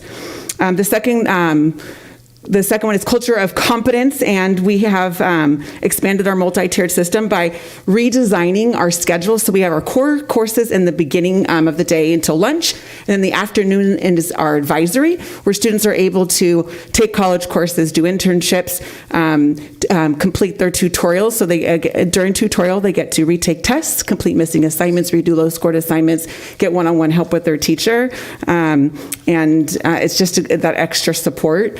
And we also have been, of course, providing integrated instruction for our emergent bilinguals. And that's another one that I want you just to kind of focus on. We intentionally use the word emergent bilingual because being bilingual is an asset, not a deficit. And so we want to make sure that we're focusing on that as well. And then our final goal is culture of excellence, where we're focusing on the proficiency scales and learning targets. And then so that our students have a sense of agency and they're part of the creation of it. They work with their core teachers to create those learning target goals. And then do I just click over? Yep. You want to keep going to what? To Nova. Yep. Now we're on Nova. A Nova. I'll Okay. put my Nova hat on. Is it still Nova, or has it got a new name? Well, it's still Nova. It's still Nova, but as you know, it has expanded. And so before we had, I think, 64, 70 students. Now we have 175, give or take. So we expanded quickly. And we over the summer in August, we had the challenge of redesigning, reframing, and just completely flipping Nova on its side because of the new state law. And so what the community may not know is that there is no such thing as distance learning anymore. It is now only independent study, and that's what we were blessed that we already had a program where it was successful and students felt connected. And so we redesigned the program for TK through 12. The high school stayed relatively the same, where students meet with one teacher once a week for 1 hour. What changed is we added community circle time so that we can focus on SEL and giving them those extra supports and connection. And then TK8 completely was redesigned. And so what you'll notice is our first goal was culture of caring. What we did is we added circle time. So there is now daily interaction so that students don't meet once a week for 1 hour, TK through 8. They actually meet every single day for a section of time. So depending on the grade level, it can be anywhere from an hour and 30 minutes to, I think, an hour and 45 minutes. And inside of that is the beginning of the day is the social emotional time where they focus on community circle. And during that time, it's just connecting, doing mindfulness techniques, things of that nature. And then the second goal is culture of competence, where we focus on expanding the multi-tiered system of support, and we added additional intervention time. So students in middle school get another layer of extra support, and then all students, TK through 8, have the tiered level of support so that they can have the direct instruction, whether in small groups, whether it's one-on-one. They can come in person if they choose. Most of the TK8 is remote. The high school is about 50-50, where there are students that prefer to come in person. And then the final goal is our culture of excellence, which focuses on the implementation of the proficiency learning targets. Because we had to do such a redesign, we haven't really been able to implement that quite yet. So we're figuring out what that's going to look like for the remote learners. And so we're having our TLT team work with our teachers to figure out the best way to implement that for our students and for our staff.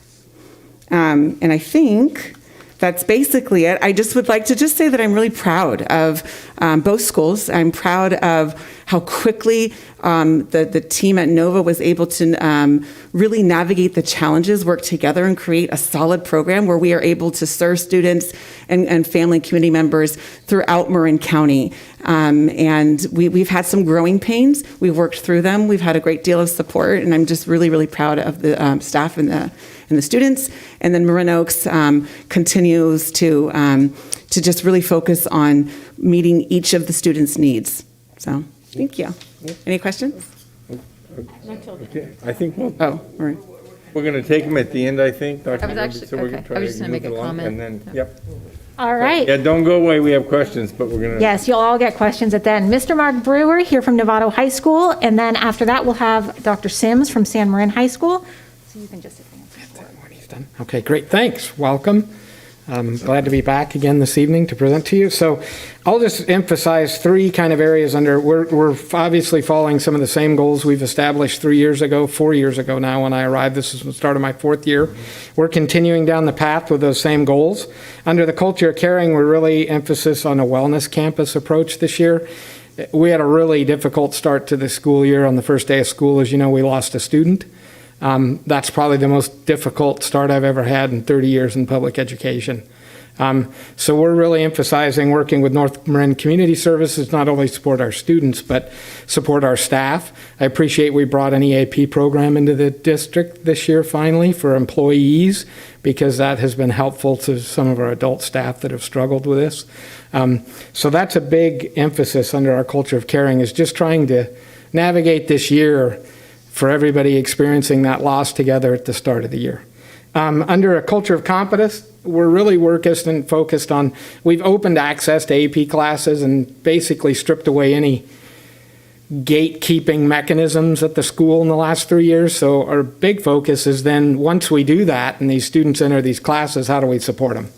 So it's around multi-tiered systems of support. How are we engaging them in support systems that will help them be successful when they access those classes?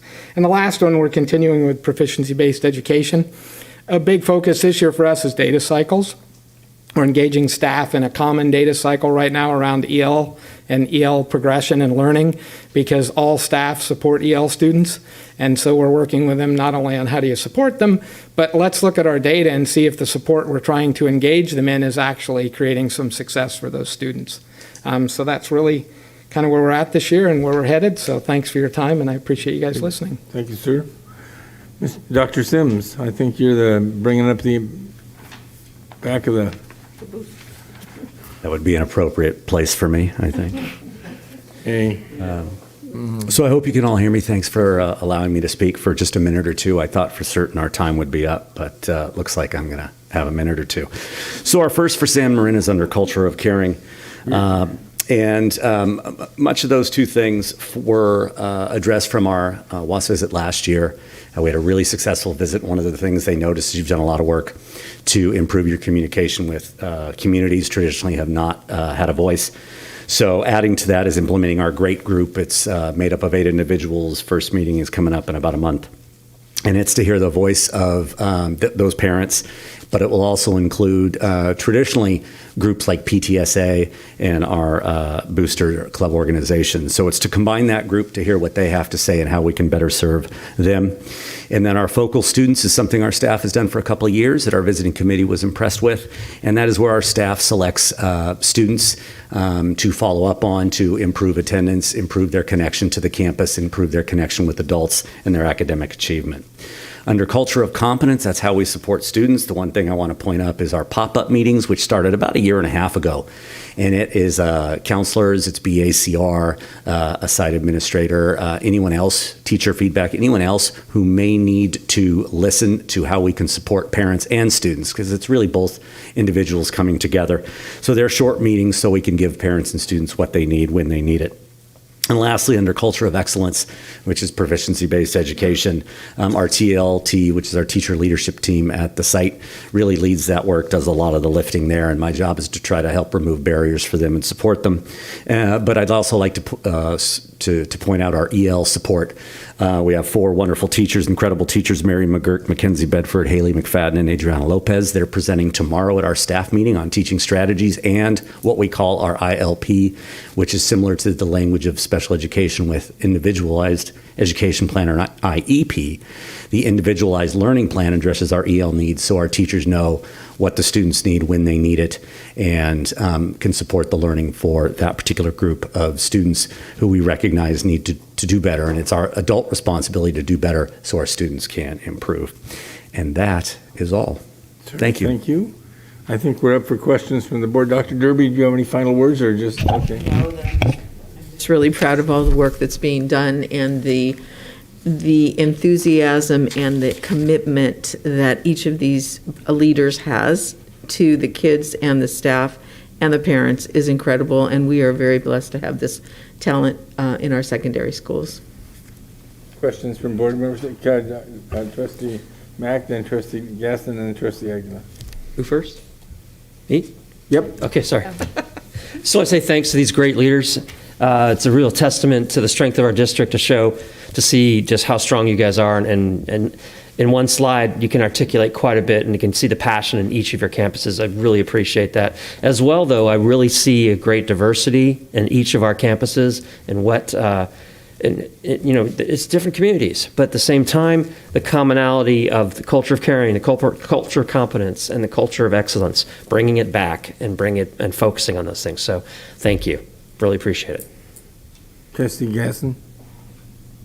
Yes, thank you. I enjoy reading all those, and I particularly like the section where I think it's like a reflection or what from the report, looking back to what you guys had done before. There's a little section in each that I liked, what I was going to say when you were up here was I liked your newsletter. I don't remember what you call it, but about word choices, about guys, using the term guys, and It's really hard. It's to switch. It's really hard to switch, but it's important. yeah, no, I really, when you were mentioning other words, I was, sometimes I think I pause too much now because I'm like, okay, what word, but it was good because I'm like, what do you use instead of guys? So that was very helpful. In the context of just all of this, I noticed some of the reference to the Youth Truth Survey, which I've always been an advocate for because I've taken it and seen the results working through the school site councils and everything. So my question is, about going, the next year, if we were still doing it next year, which I hope we are. We are. And, okay, perfect. And I think it's actually on the agenda coming up as well, so I'm excited to see that. It will be. But I think that that's an important thing that we had started, I don't even know 4 or 5 years ago, and having the continuum of seeing where we were and people finally getting used to filling it out and having the student input and the teachers and everything too. That's been great. One of them also I had a question about was only because there was reference to the Marin Community Foundation grant and the use of those funds. We got a pool of money at the start of the year to reconnect. And is there? Yes, each of you got 10,000. Yeah. Okay. Each of the secondary schools got 10,000 because they were all part of the Marin Community Foundation. The elementaries only were given to the schools that had MCF grants. Okay, right. Okay. So I thought it was great to see, and I wanted to acknowledge our appreciation for that money, and it was neat to see how that was used. So thank you. Okay, Trustee Aguilar. Yes, hi. This question is for Kesa. You mentioned someone that you hired to do an advocate. And so could you just kind of give us a little example of what they do, or she or he? Sure. So she comes in at the beginning of the of break and then stays through the end of the school day, and just kind of walks around campus. Is there to talk with students if they want to play soccer. Then she walks into the soccer field. She'll take notice if someone's crying in the corner or if someone seems down. It's just really just about building relationships, just so that the students know there is someone on campus that is their advocate. They're there for them, and it's just kind of that extra connector. We're really big on building relationships. And so having an additional adult to be able to provide that intentional communication with the students that outside of classroom time is really important. And if I can ask, and so the background of this person is used to work psychologist or no, it's a classified staff member. Classified staff who gets paid a little extra besides being a staff person, right? They do not get paid extra, no. They're paid hourly. So it's a staff person that's volunteering extra time to do It's not a classroom teacher, and it's a person that was hired specifically to just be the student advocate, like restorative practice type things. So where would that money come from? How is that she getting paid? So we were able to pay for it from our grant that we have. A grant? Yeah.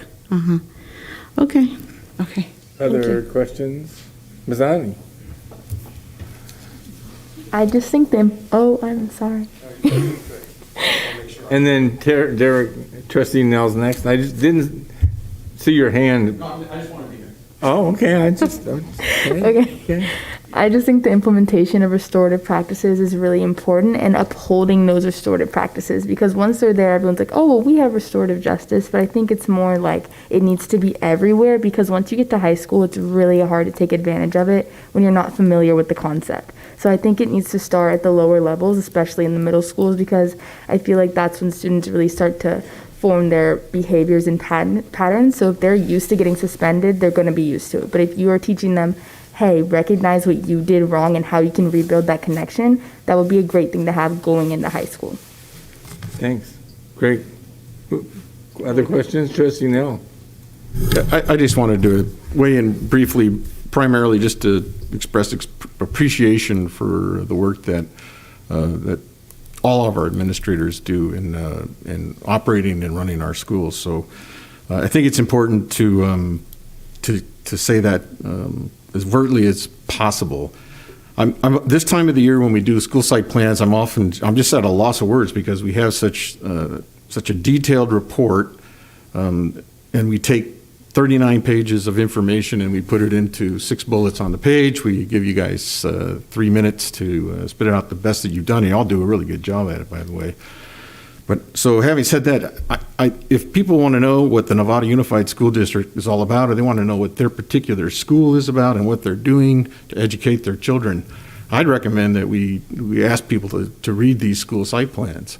They've gotten a little bit more digested than they have in the past. I've been here long enough to remember school site plans, 2 inches thick, and that didn't serve us very well either. But I just agree with a lot of people have said, and I have confidence in all of you. Based on your report tonight and my experience with your operation of Nevada schools, and so I just really sincerely want you to know how much I appreciate the work that you're doing in educating our students, our kids here in the community of Nevada. So thank you very much. I have Julie, and then I have a couple of comments. I second all of that. But I also just wanted to mention PBE. I like that you guys all talked about it. I know that it was referenced earlier as well from the PTA standpoint, but it definitely is a mind shift. It's a difference for parents and students to understand, and I appreciate that you're all embracing it. And watching it being implemented in different ways has been really great as a parent and as a board member. So thank you so much. Trustee Butler, yep.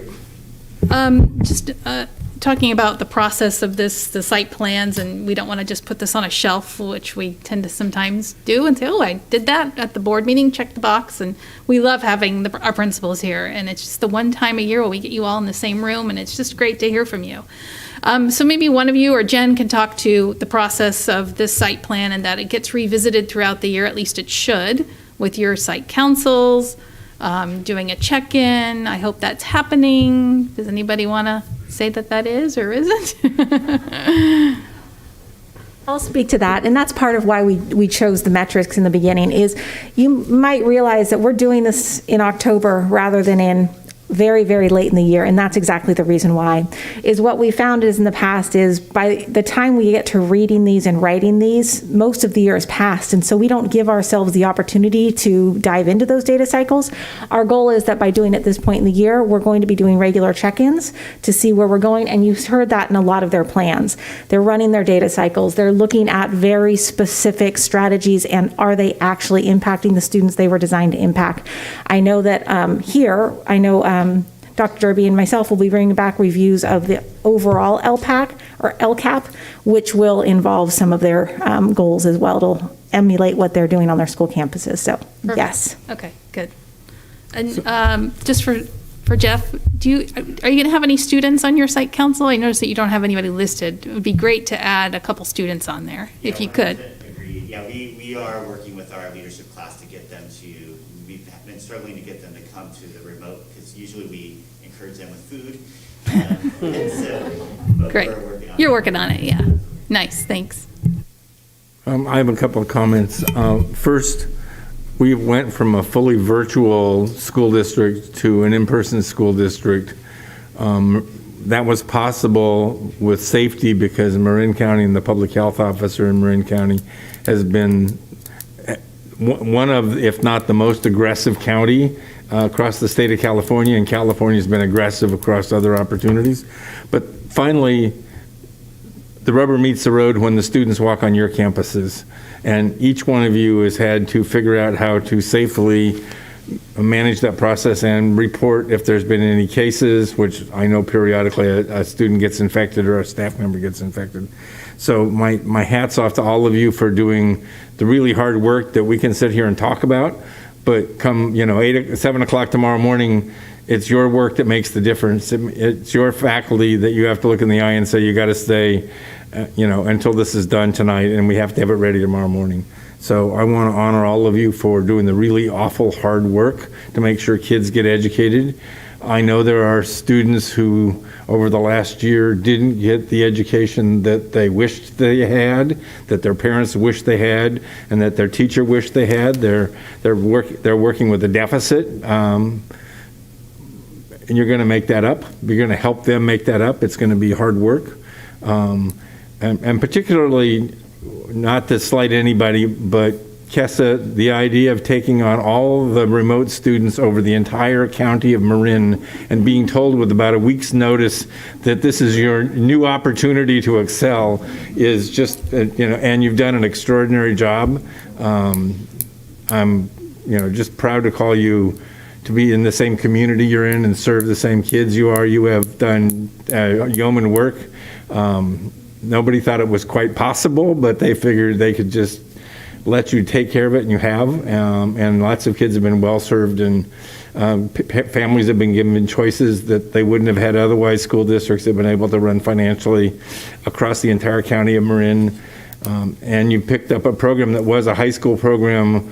The Marin Oaks High School program turned into the pre-K to 12 high school program. Yeah, I mean, it's, tough, and you did it, and all of us are thrilled to have you as a colleague, so thank you very much. Well, okay, but they're not here, so you'll have to take the good words back to them. So with that, I'm going to ask the board to approve our plans. So I'll need a motion. And the recommendation is the superintendent staff recommended approval of the 2021-22 single plans for student achievement for the secondary schools of Nevada Unified School District. Greg, would you make the motion, and Diane Gasson, would you second? Okay, with that, I need a vote. I need an advisory vote. All in favor? Student trustee votes yes, Mazzani, and 7 votes in favor and none opposed. And with that, I'm thrilled to see all of you guys. If this is the only way we can get you to talk to each other is to have board meetings. And I just want you to come back. We want you to come back another time. thank you so much for all your hard work. Amazing. Yep. And yeah, thank you very much. Okay, Dr. Derby, I believe the next item on the agenda is the board district goals. Priorities. Mazzani, it's after 8, hun, and so I want you to feel free to go at any time. You decide how long you want to stay, but since you're the lone representative over there, and I know what your schedule is, just feel free, honey. Don't feel like you have to sit here. Your choice. Yeah. What's left? Your choice. You can stay or leave. No, but, what's left on here? Yeah. Okay, the next one, the next item that we have are the board goals. We've been working on these for several months now, and on our board workshops, and then just in my looking at what you've been doing and ongoing work that you have been doing and where we need to go, we've just listed the goals that we've been talking about. The first one is the student and staff success. Of course, you just heard from our team, and that was really covering the culture of caring, competence, and excellence. And also in there was also the closing the achievement gap and the opportunity gap, and access for all students and resources where they belong, which is really important. And letter C under that is something that you've been working on for at least, 15 or 20 years, and that's pursuing housing for our employees. And we just heard that Marin Promise is doing a survey, and that we would be part of a survey to see if there are opportunities in Marin County for additional employee housing. And we also met with the people that are involved in Fireman's Fund. Ross and I met with them to see if we could get any housing in that section as well. So we are working on these things, and but what I really want to say to you is number 2, which is financial responsibility, really, from my perspective, needs to be our top priority. Lois is working with the Budget Advisory, and we are in, you heard from Barbara as well, of what lies ahead for us and what we need to do. And I think the financial responsibility is huge. And I think we need to really think about our parcel tax, and we need to think about how we're going to work with Marin County Office of Education to continue our partnership so that they'll be helping us with what is needed as we move forward. The third one is facilities enhancements. That's just stellar because of our bond team and the bond projects that have been completed and are ongoing, and you have a couple of items to approve on your budget tonight. So that's been terrific for our district and for our community. There will be continued things this summer that are just seem like clockwork because of Mike and Melissa and Lisa. And the teams that they're working with at the schools and all the contractors. Our final one is communications expanded to all stakeholders. I think this is a must, and we're trying to increase the amount of information we're trying to get out to all groups. We're also meeting monthly with groups so that everyone's kept abreast, so that when we do have to go out for the parcel tax, that we're all on one page and we're all moving in the same direction. So those are they're just 4 goals, but I just really will ask you to direct me to make financial responsibility our top priority. Trustee Mack, Trustee Gaston. Quick to the punch. No cards. Okay. Yes, sir. I totally agree, Jan, and thank you for putting this together. The only thing, and this is not even editorial, it's just something to consider, I'd ask us all to consider, is that 1C, the housing goal, if you will, it really kind of straddles 1 and 2, because it really is a financial responsibility. And I really see that from a financial perspective, we have kind of 3 parallel streams that we need to pursue. 2 of them are revenue oriented. 1 is the parcel tax, the other is housing, and then 3 is the costs, the budget. So it's just me emphasizing that yes, C is related to student and staff success, but it's also very much part of financial responsibility. And that's my way of saying I don't want it to get backburnered. And I know we have a lot of hard work, but the last thing I want to see is 18 months from now we haven't done anything on the housing thing. That's all, because it's going to take time, and that's a very serious revenue source that we can really, I mean, if we look at the example of College San Mateo, it could be a game changer for us. So are you suggesting we move it to goal number 2, financial responsibility? I think it's okay the way it's fine. I'm just trying to get everybody to think this way, that's all. It is, because it is a revenue stream. It could be. Okay. If you want to, that's fine. Talking about, do we lease property? Do we do, what do we need to do? So it is, I agree with you, it is a revenue stream.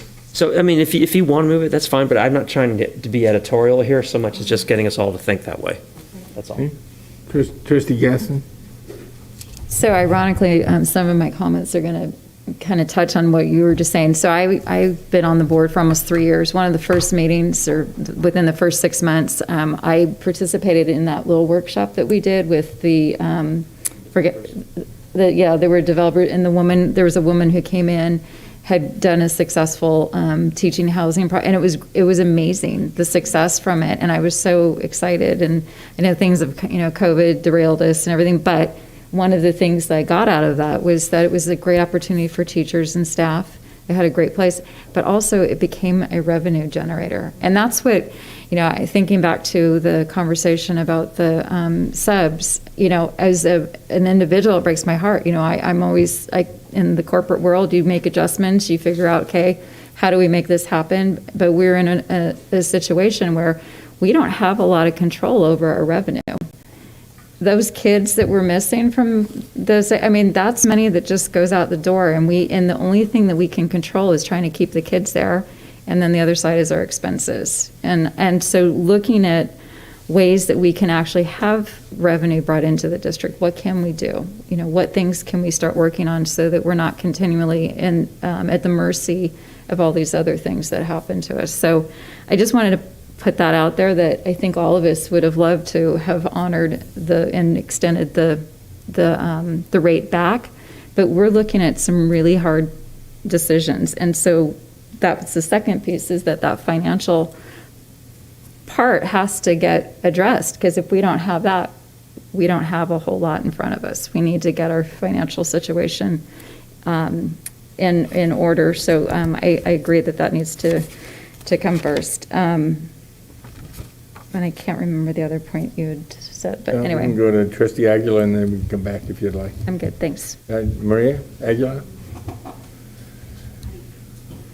Go ahead. No, I'm okay. Okay, other comments? Trustee Jacob, Trustee Mack, or Trustee Nell, pardon me?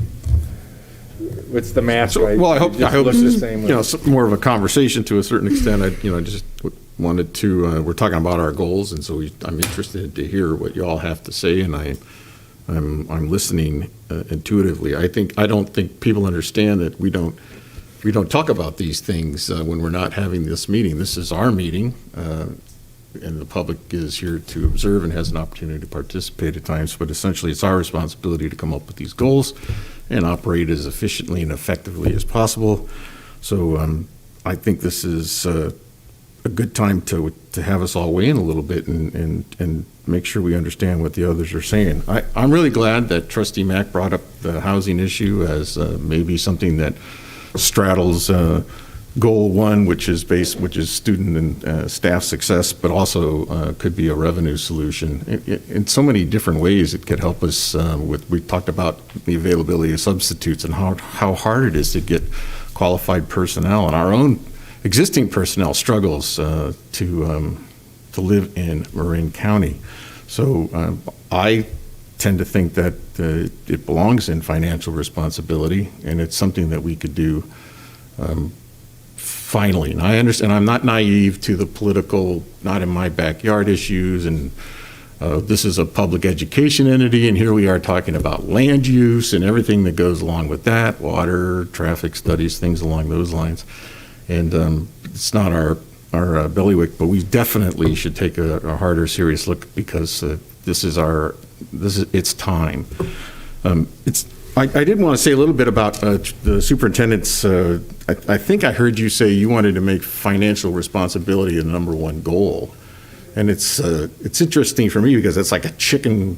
Which is first, the chicken or the egg? How do you provide student success and staff success if you don't have your house in order from a budgetary perspective? And so I think a lot of the problems that we're having these days have a lot to do with setting aside the pandemic and all the difficulty associated with that is a lack of concentration and dealing reality with the dollars. And so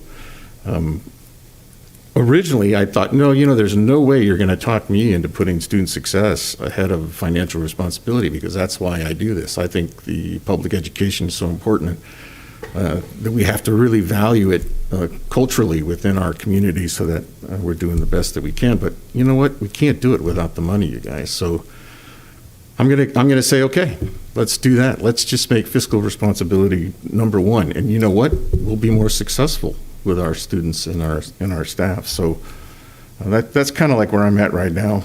Obviously, we got facilities happening, and we've done a pretty good job there. But I just want to hear what you guys have to say. Trustee Aguilar, and I'll go next. Yeah, I just don't want the community to think that like, for me, safety is number one, and student safety in particular, and staff safety, and everything that's in schools. Because without the safety, we can't move forward. And I think everything that we do in the school district is just so, like, everything, you can't talk about one thing without talking about the other. But so I'm going to go ahead and definitely, I realize that financially we're in trouble.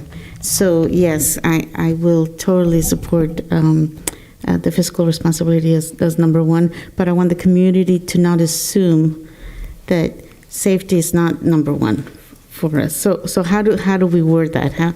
I mean, it goes without saying, right, that we always want to keep safety first. So how do we, let the community know that safety is, of course, a priority and, number one priority, but for the issues that we need to focus on right now would be financial issues that we need to take care of. So Can I just say, Maria, the truth is that we do have to do all of these goals. We do. But we've got to get the finances in order. But if you look at student success number 1B, and you look at focus on closing the opportunity gap, the achievement gap, the access gap, provide resources for mental health services, and ensure a safe learning environment for all staff and students. And that's great, and we already talked about it, and so I just want the community to know that, that safety is paramount.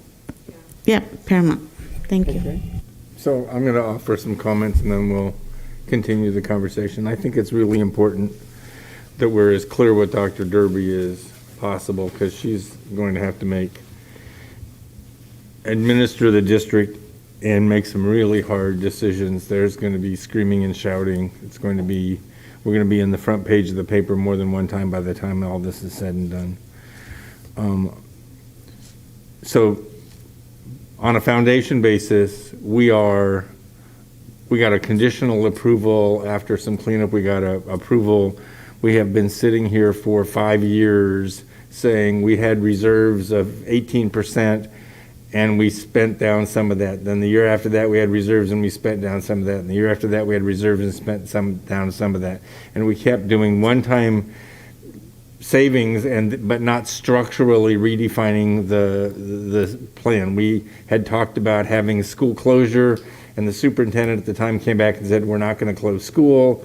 We tried it a second time, and the county office says, you're going to table it because you're too close to fiscal risk.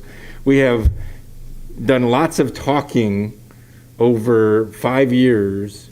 Each year we have spent down reserves because we had substantial reserves 5 years ago. And we also had a horizon for a parcel tax and the community support that supported us. We don't have significant financial reserves. We have some one-time COVID money that's hiding the problem, but we have not solved the problem for year over year over year. So we've talked about not having combination classes or having dance classes or having special programs. We have done things that have not addressed the underlying financial problem. So I don't think the question is, should we solve the financial problem over everything else? I think the question is different, than should we commit to solving the financial problem and then stop deferring that goal because of 10 other things that are important to us as well. Should we fund crossing guards? Well, if it costs 2 cents, we shouldn't fund crossing guards. Live within your means. We have to make some hard choices. We're going to end up with more students in every classroom. The budget advisory committee that the county has required us to put together is going to put through a bunch of recommendations that we, the 8 of us, Dr. Derby, are going to have to sit here and say, yes, we're going to do that. And there will be students who are not going to receive the same level of service next year that they received this year. But if we don't do that, there's going to be a trustee appointed by FICMAT that's going to come in and tell this town how we're going to solve problems, and we'll end up like Oakland, where half the schools are charter schools, the ability to pay it back. Oakland got a $100 million loan, and they still haven't paid it back. And the service to this community is going to be the best if this Board of Trustees keeps control of this district and makes decisions for this community. So not only do I think financial issues ought to be the most important. I think short-term financial issues are the most important. And I was involved at Hamilton where we ended up with 40, I'm told, 40 units that teachers now live in that we developed because we participated in Hamilton. This school district chose to do that then. I think it's a great idea, but that's not a solution in the next 3 years. It's a solution 5 or 10 years from now. It's going to produce revenue 10 years from now. And while that's one of the other items the administration should be thinking about, if we don't focus on what's right in front of us, we're not going to be here to solve that problem. And it won't be me, and it won't be half of you. It'll be some other group. But the city of Novato, the community of Novato, is depending upon us to bootstrap up our commitment and solve the financial problem that we have. And if we don't do that, everything else just doesn't matter. So not only do I think fiscal should be the top priority, I think it ought to be something that we look at every week. And we should never have a conversation of, well, you know, fiscal is important, but here I have this pet project that I can spend $50,000 on and have a consultant do this or buy something. We have to be more frugal than we have been in the last 5 or 10 years. That's going to be different for everybody sitting at this table. It's going to be hard.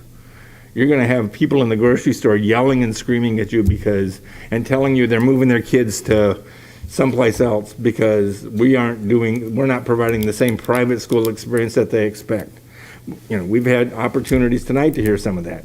So I'm all in on financial responsibility. I'm all in and turning to Dr. Derby and say, you have to make this the top priority of everything you do.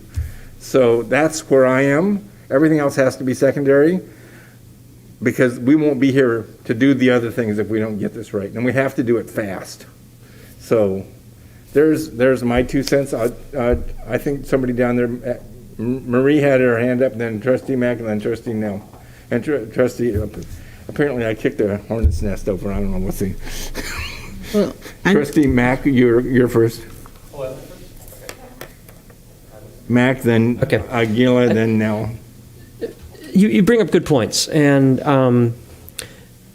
when I talk about housing, you're right. It's, you know, if we do it right, and we're you know, outrageously successful, we're not going to see those positive returns for several years. Decades. And I get that. I don't know about that necessarily, but anyway, but long time. Mm-hmm. Yes. So I think I would like us, though, to make an active decision on whether or not we're going to pursue any of that this year or put it off, as opposed to just leaving it hanging there and then, oh, yeah, we didn't get to it. Yeah, we need, to Trustee Nell's point, this is our discussion. Mm-hmm. This is where we figure out what we're doing, and let's get real. Are we really going to do anything on housing this year? And to your point, you bring up another point. To do something on it probably costs money. Consultants, those sort of things. So, you know, I'm open to the idea of backburnering it. I just want to be, you know, direct about it, transparent. Even though I really know in the long term, it is critical for us. It's a critical pillar of our financial survival, if you will. Yeah. But it's not going to help us in the 23-24 school year. Aguilar, and then Nell. Well, I was just going to make a motion, but I don't think we're ready for a motion yet. I think we need to talk a little bit. So I'll turn to you when we're ready. Trustee Nell. Part of what I kind of wanted to just talk a little bit about just finances in general and outcomes, et cetera. You know, the housing issue is, you know, I mean, it's like, obviously we got to think short term, immediate. So maybe there's some things we could do on a short term basis with our land assets or something. And I as far as timing goes, you know, the sooner the better. But at the same time, we've got a process. We got a budget advisory committee that's coming forward. We're all going to hear what they have to say. But so for purposes of speaking in more general terms, you know, what we're trying to do is solve what we can control. And I tend to look at the school district of, when it comes to expenses, we've got liabilities and then we've got like operational costs. And we can only control the operational side. And what our operational sides are, most of it's labor, human resources, it's electricity and water bills and trash bills and things along those lines. So we can buckle down or bootstrap up, and we can find ways to be as efficient as possible, cutting costs from an operational perspective. Obviously, since labor is our highest expense, we're probably going to have to do some serious cutting in that area. That in turn is going to result in higher class sizes, et cetera, and fewer employees. So that's from an operational perspective. What probably is important, I know that you know, but I think we need to keep saying that there are things we do not control, and that's the liability side. And since I've been on this board, the pension liability, and I'm not trying to pick on anything, and I don't want to blame anything, I don't want to take anything away from anybody, but the reality is the ignored pension liabilities, underpayments that were made for 30 years in this particular area have come to roost. Mm-hmm. We are paying 22% of our payroll into this liability, and we have no control over it. We can't say defer, we can't refinance it to a lower rate, and we can't control the increases or decreases. And we're subject to radical effect by it at the same time. I mean, what if there was a major earthquake, a major recession, or some other uncontrollable thing that would affect this particular liability? So what I'm saying is we have to be realistic about this. I think we have to point this out to the people who live here in Novato, because if they want good schools, it's about how we operate them. And so if we're going to operate them, we're going to need their help. And that sort of gets to the parcel tax side, where this community has supported the public schools by paying a parcel tax.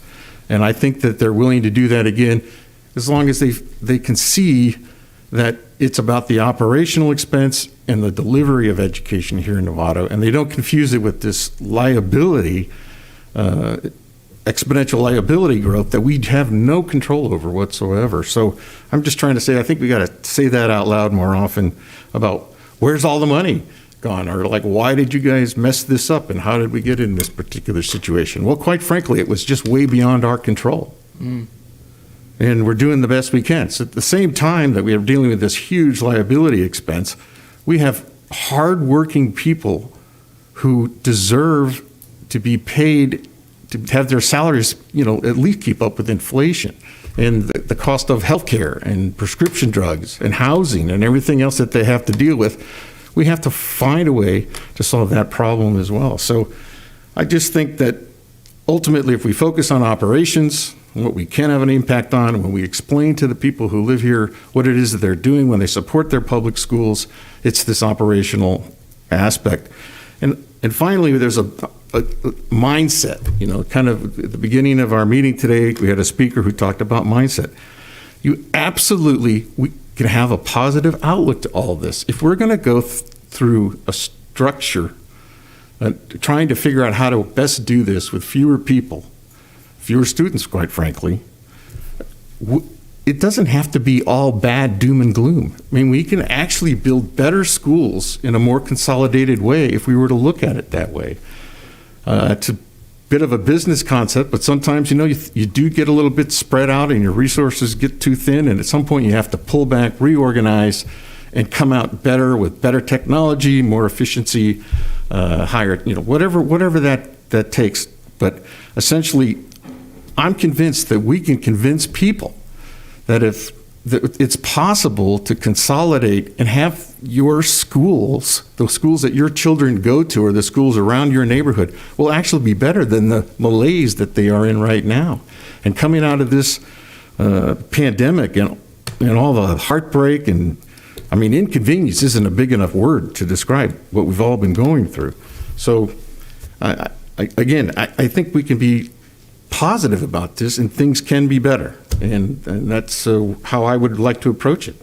Let's consolidate to the best of our ability, get efficient with the idea that we're going to deliver a better education to our kids. So, now I'm excited about this awful problem. Yep. No, that's exactly right. And I hope that all of us, can, when we're mowing the lawn, or with your electric mower, by the way. My electric mower, yeah. Or that, we're talking about the greatness of public education and what it does for all of us when our kids are educated and grow up to make decisions, positive decisions, and can take care of themselves, etc. So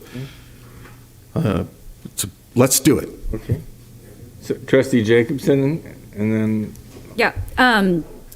I also agree that this is a great opportunity. I mean, we have to look at it in a positive light, otherwise we're going to be completely destroyed by it. And there is some room for doing what we do better right now.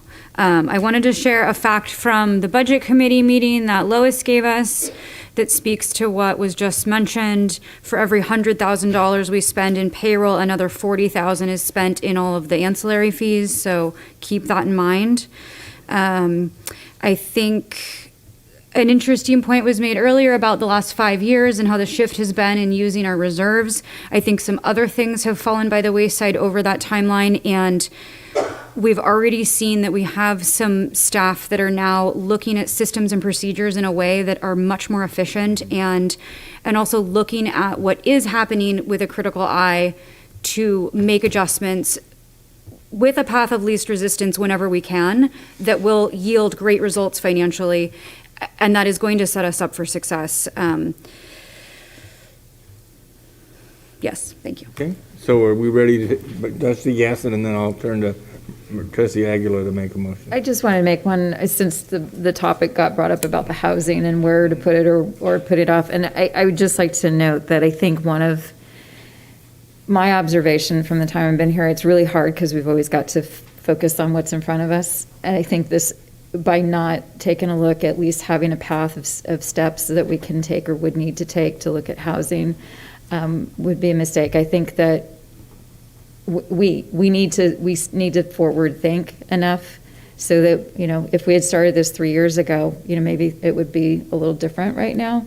And I personally don't want to take it off as a non-priority, because I think that that's going to be what's going to be, as we fix these other things or look at our budget more and make decisions, that will be something we can look forward to as being the opportunity that we can build back what we might have to lose right now.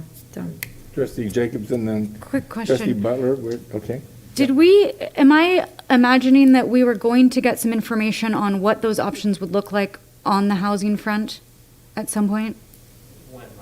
Maybe it was last year. We talked about the facilities and the possibility of using our ground. In the most recent conversation, Okay. Dr. Derby and I met with Clark Blaisdell, who helped us with Hamilton, and the Fireman's Fund property maybe would net 20 properties that could go to teacher housing or workforce housing. I think she might. I remember now, Chris had said he was meeting with somebody like a couple months before he left. It was Fireman's Fund. Was it Fireman's Fund? Okay. The owners of the property. Yeah, so I think that's a particular project that's not our property. Dr. Derby's investigated the housing market over on South Nevada Boulevard, no, it's Redwood Boulevard, I think. You can give us the detail, and so there's a housing units there? Some of our teachers have applied for that and are classified, because I'm not sure how many units they have, but when we got the notification from the city of Novato, I pushed it out, and there are people that have applied. So anytime we have an opportunity to partner with somebody, we're going to continue to do that. I think the Fireman's Fund, we're 5 to 10 years out. I mean, before we actually realize the enrollment to come to our schools. But in the meantime, we can start the planning process, which starts now, about the housing and the number of units we might benefit by. And get our reservations in. But so at least in her office now, it's a topic of conversation. And if you guys have access to some of these resources, bring them, because I've brought the resource I know I have available. Don't get me, that's helpful, absolutely, and please keep doing it, but that's not a revenue generator. Right. No, Right. So it's a separate topic, is what I'm trying to say. This benefits the teaching population. Got it. It doesn't. So, but I don't want us to conflate those two. They're fundamentally different. One is taking an asset and making it into a cash generating asset. Whoops, sorry. Ron Berger and I also met. He's the former city of Novato, and he's doing some private consulting now. And he recently emailed about opportunities for ground lease. And Lois was already on it with some other groups that she will speak to us about too. But I think there are opportunities. We need to decide what we're going to focus on. And some are short term, some are long term, but I do think a shorter term, not short. But I do think if we could just get our house in order and our finances together, that just seems like what we need to be doing for the next 18 months, is what I would say. Yeah, for the Trustee Butler, and then I have a comment. Just looking at the top page of district goals, these are 3-year goals. This is not a 1-year goal, so let's keep that in mind. We're deciding on housing, not housing. We all agree that financial is the number one thing, as what the recommendation stands for, and that housing will be incorporated over the next 3 years. And we give the direction to superintendent to work it in when she can, and keep the conversation going, but these are 3-year goals. Typically, we're comfortable where we see 1-year goals come before us. So just keep that in mind. Okay, other comments? Question. Sure, Diane. Lois, so I live, my background is we build houses and move on. My dad would build a brand new house. So when we did that, we had to pay into the schools, like there's fees. So with this new construction, are there any fees that we're going to be getting to? Is that like an opportunity, or is it very much? Lois probably. But that's okay. I would just occur, I mean, with. Are you talking about the farmers? Yeah, either that or any of the new housing. Yeah, they pay per unit, so it'll be huge. Okay, but that's not for. But it's not general fund revenue. It's very specific revenue that we can only spend on certain things. Oh, really? It's Fund 25, developer fees. Okay. It's to build a school for the houses that got built, so it's a physical plant funding. Facilities funding. Other questions? I think we're ready to move on this motion. Trustee Aguilar, did you want to make the motion? Yeah, I'd like to, I want to make the motion that to finalize the goals for 2021-2024 and identifying financial responsibility as a top priority for 2021 to 2022. Do we have a second to that motion? Trustee Nelson and Max seconds. And then, so we need to vote. All in favor with an advisory vote? Magani, thank you. 7 trustees in favor, none opposed. Dr. Derby, there you go. You've got direction, I believe. I do. Thank you. I'm grateful. Thank you very much. Sorry, Thank you. before Miss Larson goes, I just didn't want to leave without saying bye. Thank you for your. Thank you, Maizani. Well, welcome to public process. Maizani, all of your little teammates down there. Yeah. Thank you. Okay. Okay, we're ready. Williamson Sufficiency Act. Okay, So you know that we already had the hearing. you already had the hearing, and we postponed this a little bit because we did not have EL materials. And so in order for us to bring this forward, for Jen and I to be able to bring this forward, I wanted to make sure that we had that secured before we brought it to you. So although we should have brought it at the last meeting, we weren't prepared to do so. Jen and her team have done some excellent investigation, and we are in process of purchase, and the middle school is already using some of their materials, the 3D. So, Jen. All right. Well, just to speak to that, as you well know, we have been relying on the EL materials that came with our Readers Workshop program, but also our Kevin Clark strategies. And what we found over the last few years, based on our data, is that we really need some more solid evidence-based materials. And so, as Superintendent Derby just mentioned, we have purchased English 3D for our middle and high school students. That is already underway. And we have Fontes and Pinnell guided reading on the way for our elementary, which will be a fantastic EL supplement to what we are already using in our Readers and Writers Workshop. So with that, I am here to ask your approval for resolution number 8, which is our annual Williams Act sufficiency of instructional materials for TK through 12 for this school year. And you have the resolution signed by each of our school administrators, assuring that they do in fact have the materials. While they do have the materials that we've used in the past for EL, they are in the process of getting them in the elementary school, so they will have even more robust and evidence-based materials shortly. So unless there's any questions, I am asking for approval of our Williams Act. Questions from trustees? If not, I'll take a motion. I'll make a motion. Maria Aguilar moves approval of resolution number 8. Do I have a second? I have a second from trustee Jacobson. All trustees in favor?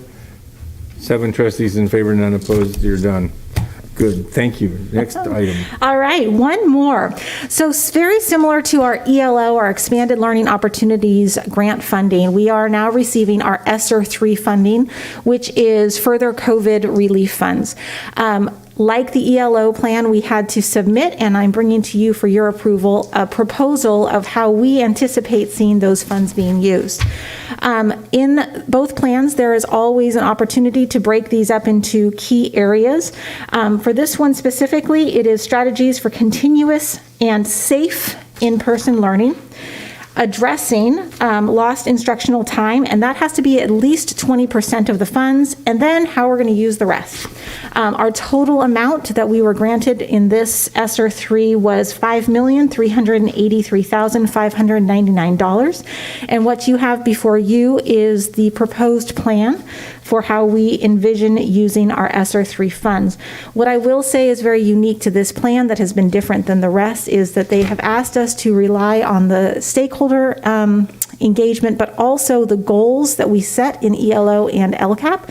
So you'll see references to other plans because what they're hoping to see is a continuation of what we're doing to ensure that we are making up for any lost time, we're accelerating learning, and we are really focused on ensuring that we do not go back to a remote learning environment and we keep our kids on campus safely.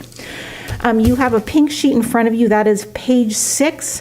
Thank you. There was a typo in the very first goal area. Somehow it was cut off, and so it was missing a sentence. But I wanted you to have that complete set. So if there's any questions. I just want to add something Dr. because Jen is a master at dealing with all of these state and federal documents that are impossible to write. Yep. And so, and you saw the school plan, that's the same thing. It's just like, I don't know who designs them, but it's really tough. And so what she's had to do, which is double the work, is to then call everything out. And so on the back side of the cover sheet are the areas that Jen has, and the team and LCAP people have defined as what we can spend these funds on instead of you having to look through the whole document. So as much as we possibly can for the public and for you and for us and for everyone, we're going to try to pull things out so that they're easier to see. And I think it's important, but it takes a huge effort. I just want to acknowledge Jen on that. Well, and I'd like to take this time to also acknowledge Susie Hirschfield, who is truly the master at all things compliance forms. Quiet but capable, yeah. And as Superintendent Derby was saying, when we read through all of those SIPSAs, Susie is everything financial on the back end. So you'll see that each one of those forms has an extra page because the financial pages of these documents never match up. So she goes out of her way to draw it out and create a separate form so that it is easier for the public to digest. So acknowledging her for her hard work. Couldn't live without her. Okay. So this is Trustee Butler? Just a comment. I was surprised to see the school buses, but I find it very creative. So go for it because those are expensive. It is a good opportunity to make sure that we are getting, and in our goals of attendance, it's getting kids to school on time safely when we don't have buses breaking down. So yes. At first I was like, are you kidding me? Really? That's what we're but I understand. Good. With better clean air buses. Yeah, that's right. So I need a resolution for 14D. The recommendation is the superintendent and staff recommend approval of the elementary and secondary school emergency relief ESSER 3 expenditure plan in the amount of $5,383,599. Do I have a motion? Trustee Nell moves. I'll move the recommendation. Okay, and Trustee Aguilar seconds. And with that, do I have any discussion? Hearing none, call for a vote. 7 trustees in favor. Good, that one's done. Thank you. So now we go down to item E, 14E, which is review and approve board policy administrative regulations exhibit using the 1000 series. And this is Assistant Superintendent Standring. Good evening. Good evening. I thought maybe you'd left the room. No. So this is finally back. I thank you for your patience. It took a while to get us here, but we are ready to present this to you. And you do have, I think it's sort of a golden, light golden, beige handout. And what that is Ashley, in her determination to do this right, found that at some point in the past, someone had done a lot of work creating some detailed ARs, and we did not have, but they were never adopted. And we did not have them when we presented this before, but she found them in the files, and they had some really good safety facility type things that we wanted to include. So that's what that is. It added to the ARs. The front part's the same. So since we were here last time with this, we followed through on the requests and the changes that were mentioned in the meeting, and I think you can see those within the document. We held a stakeholder meeting to discuss some special use of the facilities, and we came to the conclusion that it will be very possible to work with groups that want to use the facilities on a regular basis and figure out how we can make it work and maybe not adhere to the fee schedule exactly the same way, especially if there's contributions or in-kind services, such as taking care of fields, that sort of thing. What we couldn't reconcile is leaving facilities open for individual use on a totally random, anytime basis. That just doesn't fit with caring for our facilities and worrying about liability. So that is one thing that couldn't be done, which is too bad, but that's what we need to do to take care of our campuses. And was there anything else? Mostly we added language, all those different items that you see in the added section, lots of specific rules to make sure that we have something to lean back on when and if there's issues. So I'll open it up for questions or comments. Board, comment? So let me, to be clear, you're proposing this as the adopted fee schedule that we will begin charging tomorrow morning or as soon as you can implement? Yes. And the next person that comes in that wants to rent the Performing Arts Center, you'll go on this schedule and that'll be the fee they pay. Okay. But what is very flexible about this that we did not have before is anyone who is serving the youth of Novato basically doesn't pay except for the direct costs of custodial fees. Okay, so I have a question. Trustee Jacobson? Thank you. Yeah. So just curious, and I'm sorry I didn't ask you ahead of time, the theaters are on here. I know we haven't hired for that position yet to oversee that. Are we renting them out in the meantime or not yet? No, we have not done that yet. We will be interviewing for that job next week. Okay. And then I see the tennis courts are on here, so they are available now for community members to. Through the process. And I will say we're also working with, it must be Novato Tennis Club. Does that sound familiar? That for special types of use. Apparently we've had quite a long relationship with them that I have learned about. Good, thank you.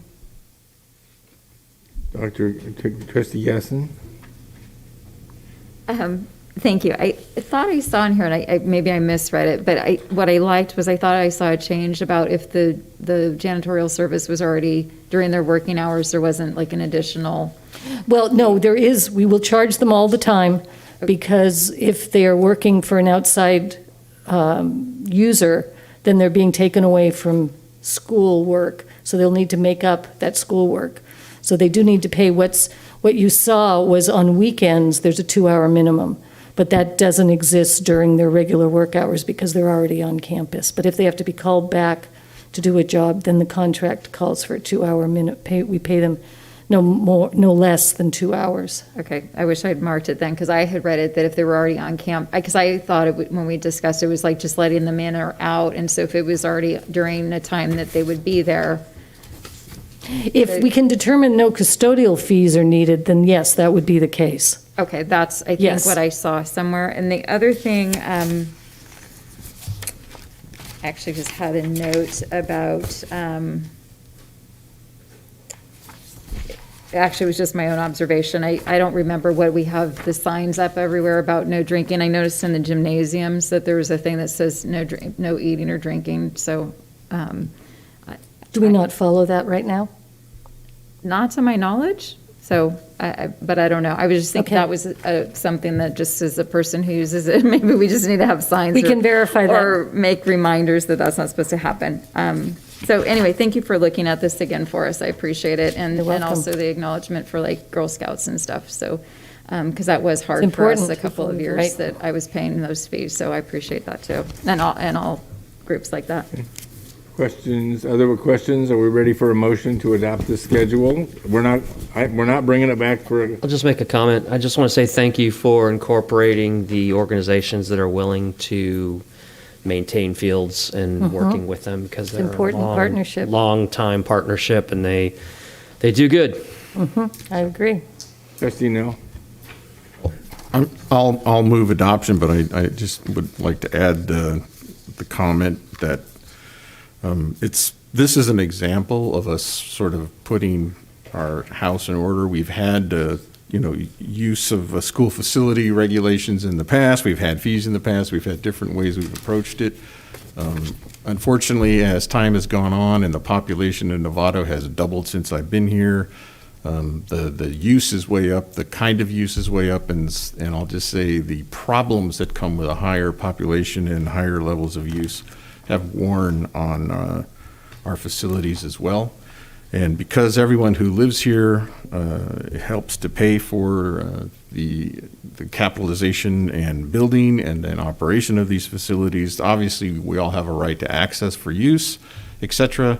But it isn't fair to everyone who helps support our public school facilities not to have the actual users kick in and cover what I would define as you defined, the cost of use and operation. So this isn't a profit center for the Nevada Unified School District. This is us saying, hey, sorry, we have to do this, but you can't use them for absolutely free anymore, and we have to plan, and we have to be fair about the use and structure things in a way that makes sense, which is why it's good to have adopted policies and procedures as well. So I move that we go ahead, and the last thing I'll say about this, it's really hard to make predictions, especially when you're talking about the future, which is a joke that I think Yogi Berra started or something. But it's up, if something goes wrong or we decide that this is not quite working out, we just need to know about it and we can change it. That's correct. So that's what the public process is all about anyway. So I appreciate the work that you've done on this, and I look forward to its implementation. I need a second. I will move. Trustee Jacobs, second. All in, yeah, okay. But one kind of consistent problem we have, and I think everybody has seen this, that the two turf fields, and I'm sure any turf field at Novato High, is what I'd call poachers who just show up, around 5, 6 o'clock at night. And I can't tell you how many times I've seen them squeeze the high school teams, just eventually, kind of just doing their little soccer thing, and then the girls' soccer team is taking less and less space, and it's because the coach doesn't want a confrontation.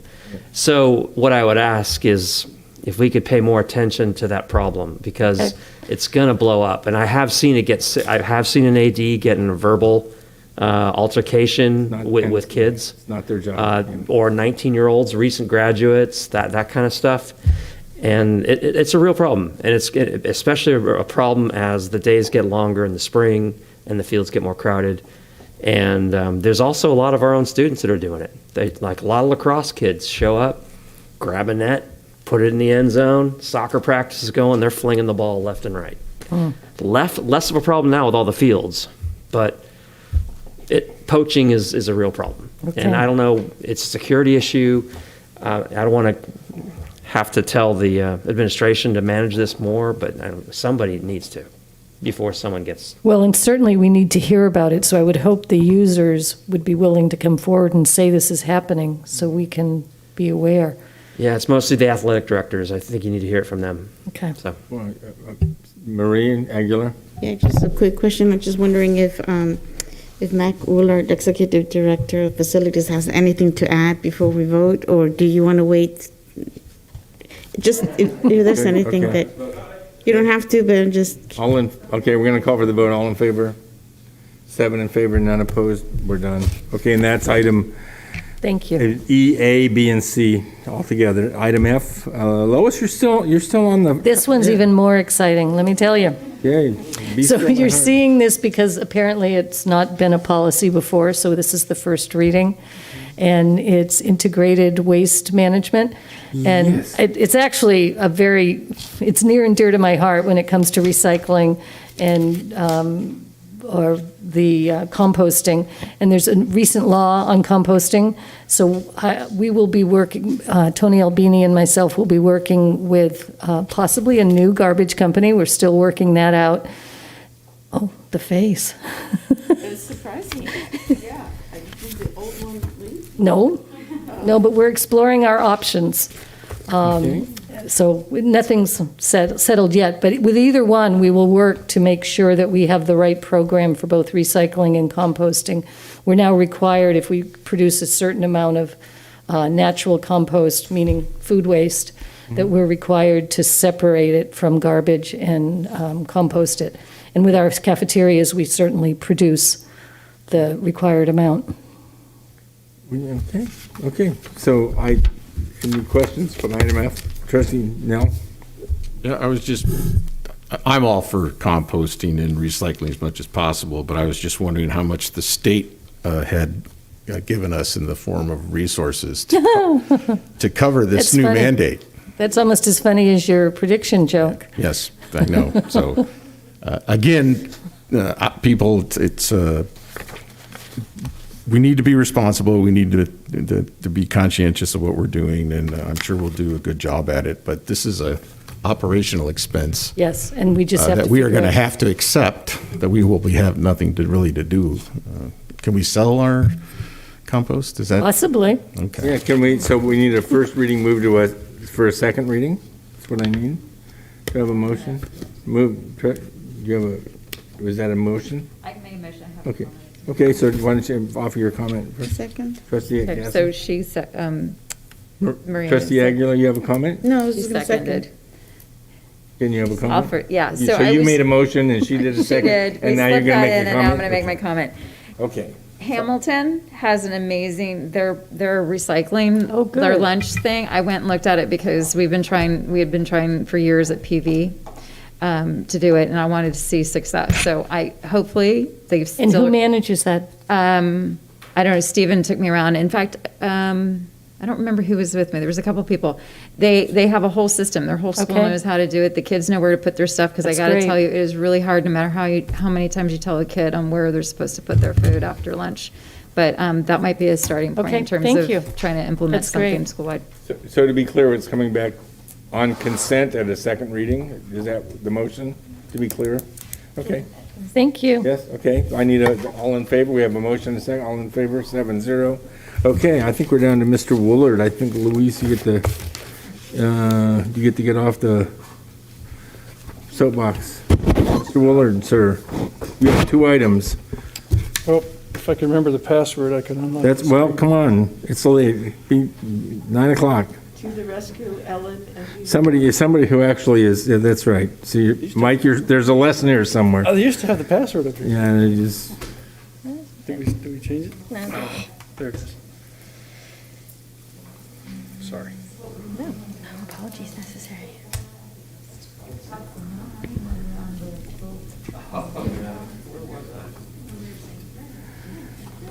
That's your first one? Yeah.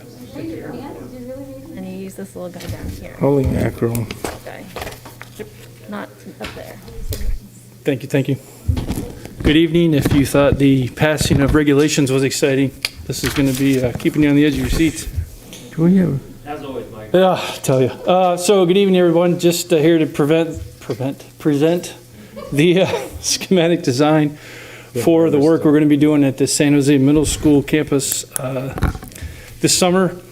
specifically kitchen renovation, by the kitchen, the 2 locations, new fire alarm, new clock bell system, and the IT infrastructure upgrade. One thing I did want to point out is we are also doing the roof, but it is not part of this project. We're going to do that separately and combining with other roofing projects throughout the district sites. Are you asking us for approval tonight for the roof? I am not asking for approval for the roof. I will be bringing that back at a future meeting. Okay, thank you. But we'll be asking for approval of this particular project.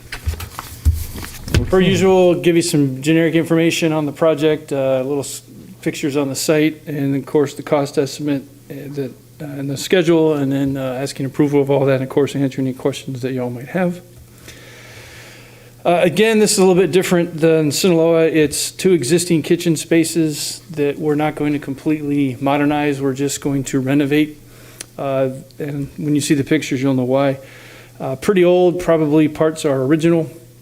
One's currently in the gym. That's the main service line intended. And then there's what they call the snack bar down in the center of campus where they do most of their distribution. But we're looking to knock down some walls and create some efficiencies with open space and updated equipment.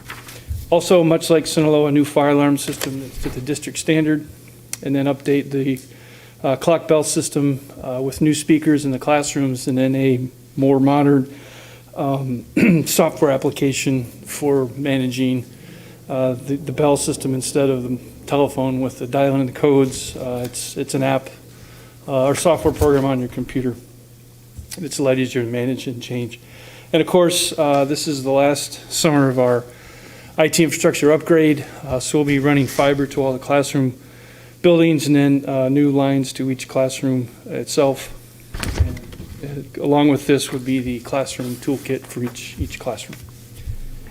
Just to give you some visuals, so the satellite view on the left there, the 2, God, I thought that was yellow, but it looks more orange, but 2 squares are where the current kitchens are located, and then the pictures top right is the main kitchen, which over time I think they used to serve, I think they still do on rainy days, but for the most part, the service window that's in the gym is not used. They use these 3 windows, 2 of which are boarded up,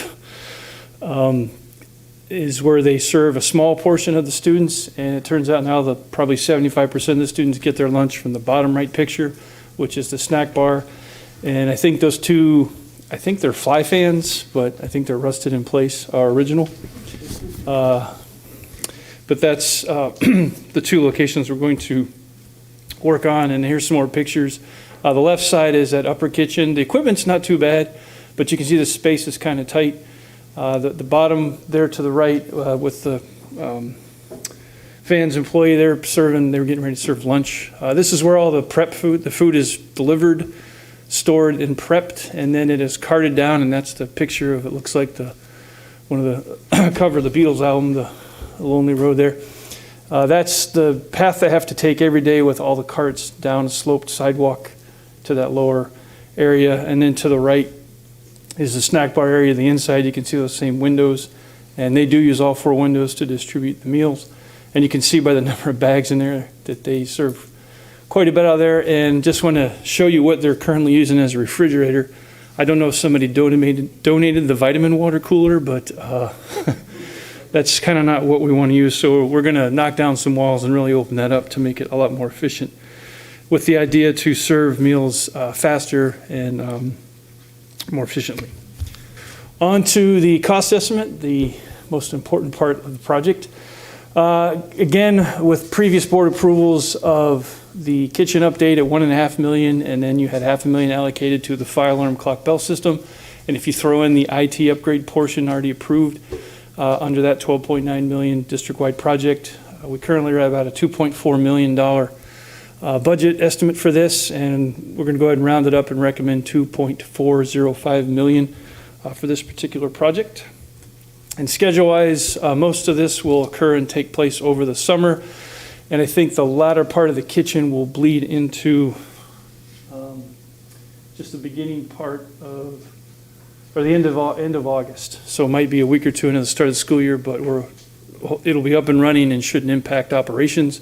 We're probably doing punch list items and some small things, but I just want to let you know it might bleed into that. And with that, again, seeking board approval for the schematic design, cost schedule, and budget for the work at San Jose Middle School. Happy to answer any questions. Comments from the board? Trustee Jacobs? I just wanted to have you, Mike, tell us, I had asked what are DSA fees, and I was appalled by the answer. You're appalled by DSA fees? That's my favorite acronym. It's, well, I don't want to. Yeah, it's basically the entity at the state that reviews and approves all of our projects from a safety design standpoint. They focus on the three areas of structural, fire access and life safety, and then accessibility are the three main areas of emphasis, and they make sure you build to their standards, which are very conservative and very safe. At the same time, they also charge you a fee for that. It's a percentage based on the total amount of your project. So it's a pay-to-play kind of thing. I think it's a great example of the types of things that we're up against every turn.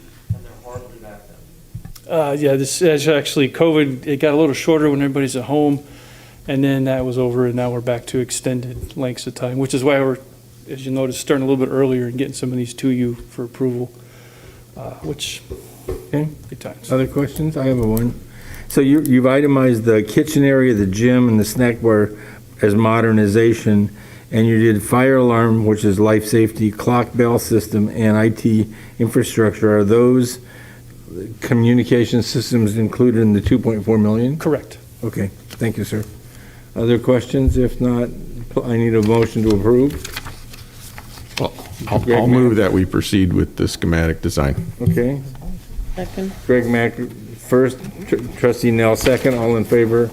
7-0. Okay, sir, that one's done. You got one more to go. I do, and I'm trying to click fast. And this is a re-roof of something. This is a mea culpa on my part.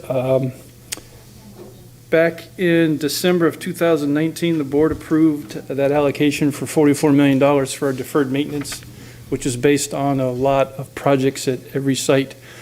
For that maintenance, we just haven't been able to keep up with the general fund and our maintenance department. As we went through it, we evaluated and hired actually a roof consultant to help us evaluate our roofs. And at Hamilton, turns out there's three different types of roof. What I call the lower campus is the one that looks just like Pleasant Valley. It's got the asphalt shingle, high-pitched roofs. Those are fine, in good shape. But then the upper campus, which is basically the big O, is got two roofs. And in my haste to get projects together, I looked at the report for the one roof, and it was in pretty good shape, and assumed it was for all of them. So this project wasn't originally in that deferred maintenance allocation. And once we got into looking at more details on the roofs and then hearing from the site and working with our maintenance department that we have roof leaks at that building, we went back and evaluated and realized that I had combined two together when I shouldn't have. So this is a project to replace that upper campus, the O-shaped building. I think it's wings. Let's see. Sorry. Yeah. Yes. Just Meadow Park. Just Meadow Park.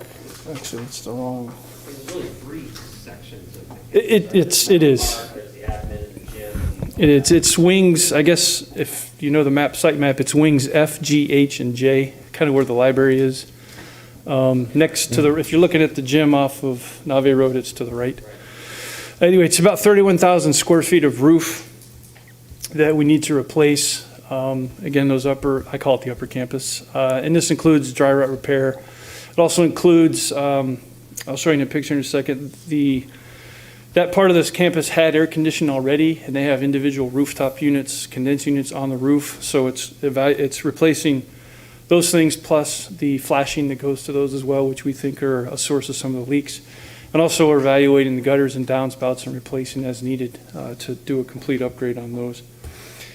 And just to give you a schematic, there's the picture. To the left. I'm sorry? No, those are the rooftop units. Do they have skylights in there? Those? I don't think so. I think these are. No, I don't. In the still might. You know what? I'm sorry. I think you're right. You still might. There's these are the condensing units. I think the smaller squares. You're correct. Are it's a weird design. So we're going to do all the flashing around those that tied to the roof. And then the picture on the right and shaded in red is just the 31,000 square feet of roof that we're looking at. So just to tell you, the small rectangular gray area is what is in good shape. It's a slightly different type of roof material, and that's the one I had applied to the whole building. And so that's why it was overlooked initially. But again, the cost estimate for this is about $1.3 million. That's a little over $1 million in the construction budget, plus some of the soft costs to make it work. And then again, the schedule, this would be a summer project, and it would be completed right near the beginning of school in August, and would not interfere with any operations or opening of school. I did want to say I am asking for three. Your board approval includes three things. It's one, designated this project as a deferred maintenance project so we can use that deferred maintenance funding. Two, approval. I'm sure you're all wondering how we're going to pay for this if you didn't account for it. Very fortuitously, the exterior siding project at San Marin High School turned out to be, it's a little more than $1.3 million in savings from the initial budget. So we have that money in that allocation. I'm asking your approval to put the savings from that specific project back into the allocation so we can apply it to this project. So it's sort of a net zero. And the third thing is to use our roofing consultant who we've used and you've approved before to do a design contract so they can design the scope of work and then perform the inspection services while we build execute the project. Comments or questions? Are you ready? I'm ready. Comments or questions? If not, I have a couple of. So, Mike? Yes. That we are digging into the $44 million. Well, there's two issues. One is we're dealing into the $44.06 million of deferred maintenance reserves. Which, right, is that? Well, it's coming from the allocation. I'm just want to clarify what you mean by reserves. That's why I'm looking for clarification. Yep. Yes. Okay. So we had a long conversation a year ago on making sure that we know we're not going to be able to go out for a bond measure for another 10 years, probably, something like that. The first bond measure isn't fully paid off yet, and it'll pay off in maybe 6 years. So I'm guessing 10 years. So we said 10 years, a few years back, we said, okay, we have to make sure we're not going to have any buildings failing in this window. And if we know they're going to fail in this window, let's set aside a deferred maintenance reserve to cover those costs. Mm-hmm. So this $44 million came out of the bond and is set aside to keep our buildings whole for the next 10 years. So we don't have the kind of problems we had with San Ramon School and where we were basically threatened to lose a building. Right. So, and here we are digging into it already, and we're not even there yet. And so Well, I wanted to clarify. We're not. I'm sorry. Go ahead. Yeah. Yes, sir. Go ahead. We're not taking away from that. I'm taking savings from one of the other deferred maintenance projects from that, which was the San Marin exterior project, which saved $1.3 million from what you're approving. Yeah. And asking you to approve to put that back into there and then use it to this project. So it's a net zero. So that's a great idea. But at San Marin, we didn't do the siding on the mini gym as this cost savings measure. So you're saving. The conversation we had at San Marin is let's do less than a complete job at San Marin. Now we saved that money and now we're transferring it in to cover this cost. I'm uncomfortable with some of I can't see where the money's floating around. I would like to sit down with Lois and have a clearer accounting of where this money's going, because this is accurate and I appreciate it and I think it's the right thing to do, but it's hard to follow the moving ball when you're reaching in one pocket and putting it in another and reaching in another pocket and pulling it out. So I'll approve this because the work has to be done, the rest have to be fixed. But my big concern is the $44 million we've set aside to make sure that we don't have buildings failing in this time when we're not going to have capital funds to fix them, is being used without proper oversight. And and it makes me really unhappy. Right. That's being moved around. So I don't think it's a conversation. This has to be done. The roof has to be fixed.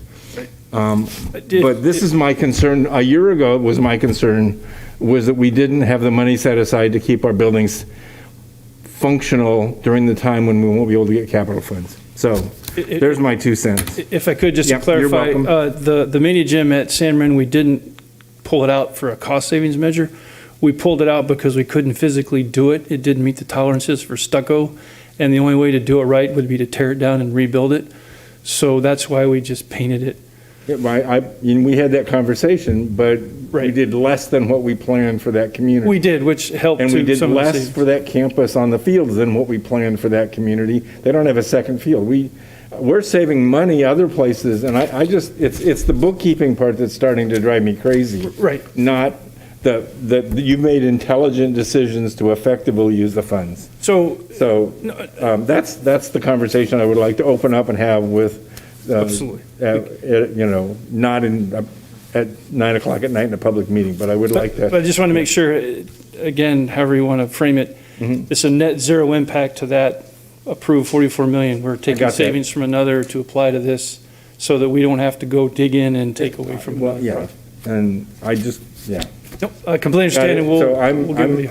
I'm prepared to vote for this if somebody would make a motion. Okay, second, Trustee Jacobson, moved by Trustee Max. Trustee Nell, do you have a question? Actually, it's just more of a comment. I did want to speak to the issue a little bit. I'm obviously going to support the recommendation.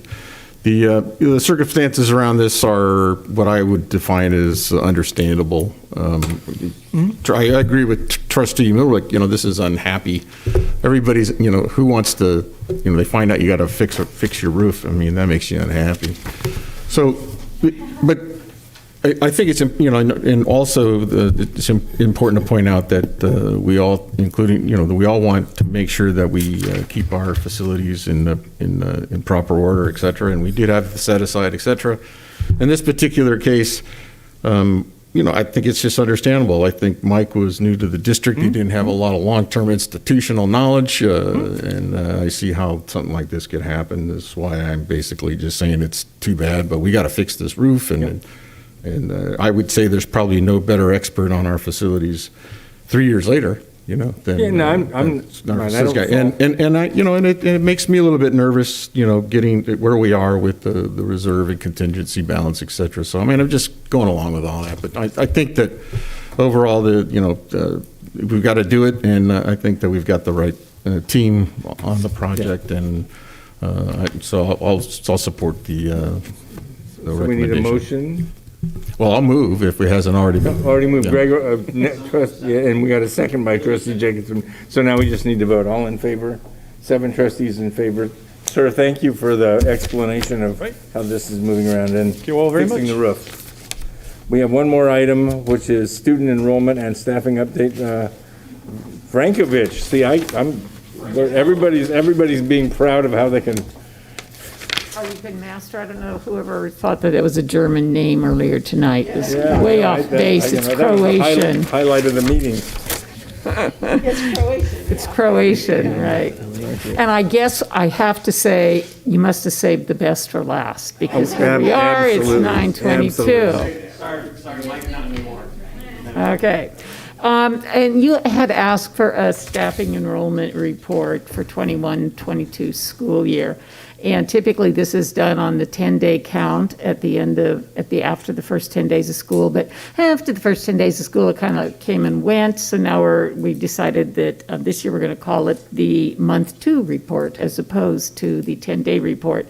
And all humor aside, this data might be really better reflect the actual enrollment of the kids in the district and what happens after 10 days, because 10 days is not a whole lot of time to be counting children.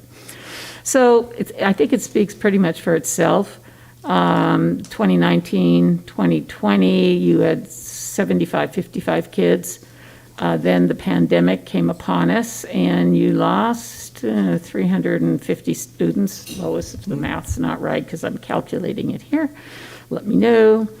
So you, then this year, at the end of month 2, the enrollment is 7162, which is 43 students between those 2 school years. What really stands out is the number of kids that didn't come back to Novato after the pandemic. I I don't have any suggestions other than all the things that you're already doing to try and figure out where those kids are. Some of them may have gone to private schools. Some of them may have left Novato and gone to other communities in California. And some of them might have left the state. So I just don't know, if there's a solution to that. One of the things that I think would be interesting is to look at what the decline in enrollment had been from 1819 to 1920. Because I think it might be informative in terms of whether or not, if you had already started a decline, then you would anticipate that it may continue to drop. But I think that the loss of the pandemic year really skews the data to a certain extent. So if you would like me to look into that, the enrollment for a couple years earlier, I'm happy to do that. And bring it back to you at either the next board, maybe the next board meeting. I can't commit to that because I've got a crazy schedule, but I'll try if that's something that the board would like to see. Trustees, questions? Yeah. Trustee Doa and Trustee Nell, and did I see another hand up? No. Oh, Don, Trustee Gaston. You first. Yeah. Trustee Aguilar? Well, we started out tonight's meeting with the superintendent sort of reading off lists of absences, et cetera, so I don't want to belabor the point how important enrollment and attendance is to a revenue. I was going to call this a revenue limit. That's no longer the case. We're now an LCFF funded school district, but attendance is key. And this is an issue that I think is affecting everyone, not only the Nevada Unified School District, and I'm hoping things will level out. But the numbers are and have been declining. They've been exacerbated by the pandemic. But I think that it is what it is. So now what are we going to do about it? So I think the question I have is, what can you do to assure the board that the, let's say, efficacy and accuracy of our collection at school is the best that it can be?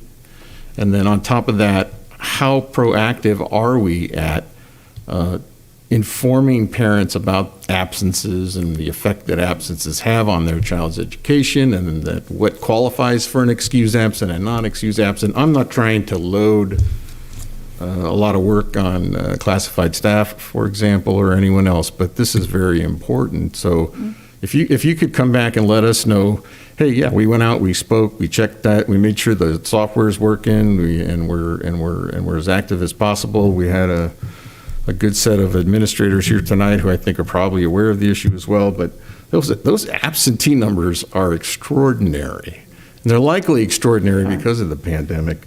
But I just think that this is an area, getting back to fiscal responsibility, that we're going to have to dive down a little bit and assist a little bit more from our personnel who's responsible for this counting, that they get it as accurate as possible and they find out where these kids are. And I mean, if that means truancy visits or whatever, but I mean, I'd like to see this particular issue elevated a little bit, you guys. And it's up to us to, I know we're trying to prioritize the time, et cetera, or whatever, but going forward, I think that we need to have a little more focus on this issue. Other comments? Trustee Aguilar, and then Trustee Nell, and then, pardon me, Trustee Gasson. Yeah, I was wondering about, kind of piggyback on what Trustee Nell was saying, is that we did in the past data on exit students, why students have exited, and teachers too.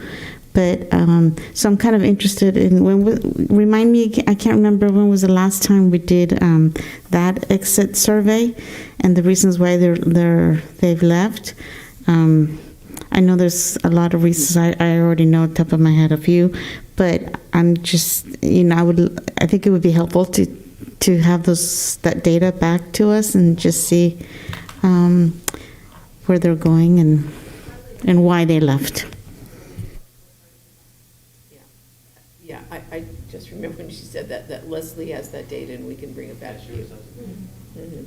You want to bring it back as just in the Friday memo? Yeah, well, maybe everybody would, I think it would be I think nice it's a to good have conversation, yeah. Yeah, I think so. Yep. Because I also would like to add to this, Barbara, I like the idea of maybe even 17, 18, and then 18, 19. And then the aligned staffing. Oh, okay, got it. Yeah, so that it shows, this Interesting, yeah. is the number of kids, this is the number of staff, and to see where we started to get off base. Yeah. And we need to find that ratio that Nancy and Louise told us about. It's on my to-do list. It is, okay, good, I'm Like glad it's 100 on your items to-do long list. now. Thank you. Other questions? Trustee Mack and then Trustee Gaston? Oh, I'm sorry, did you? You already go. Okay. You go. And actually, Maria got my first part because I knew that Leslie was tracking that. So I think that'll be a great data point. Unfortunately, I know a lot of families within my own circle have actually moved out of the state. And with like 3, 4 kids on each of them. So not to say that's everyone, but it's less appealing here in California with the fires and just everything. I don't like the fires. Yeah, I don't like the fires.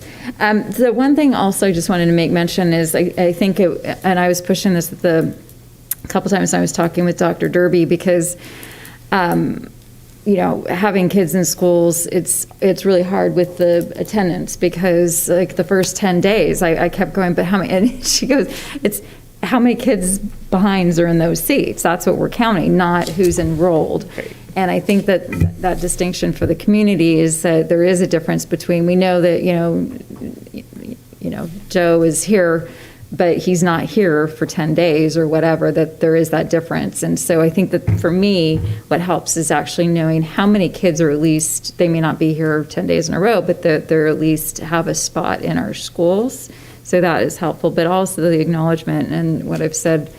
And I think actually the last time when the county was here, the harm that's being done, that if you were exposed by another child in a class and have to stay home for a COVID test, it takes you out of the school. And even if it's just one day, those numbers that you were sharing and putting that dollar amount on how much that one day is costing our schools, it's another scenario of where we're having to, because of the way that the system works, it holds harm to us, and it shouldn't. We still have to have that teacher there, and we still have the supply. I mean, they're still getting, remote learning, potentially if they pick up their homework or whatever. And so I think, as much as I understand it's the reality that we have to focus on ADA and look at it, I think a lot of it has to do with those kids that have to stay home because they might have been exposed. That there is a large chunk of that. And just something else that I have said earlier in my own experiences, with the later start for high school, it's harder because if you've got appointments, there's certain things at the dentist office that they'll only do in the morning. They won't let you go at the end of the day, or there's appointments now that you cannot get before 3 o'clock. I've had several things where I've had to pull my kids out of school.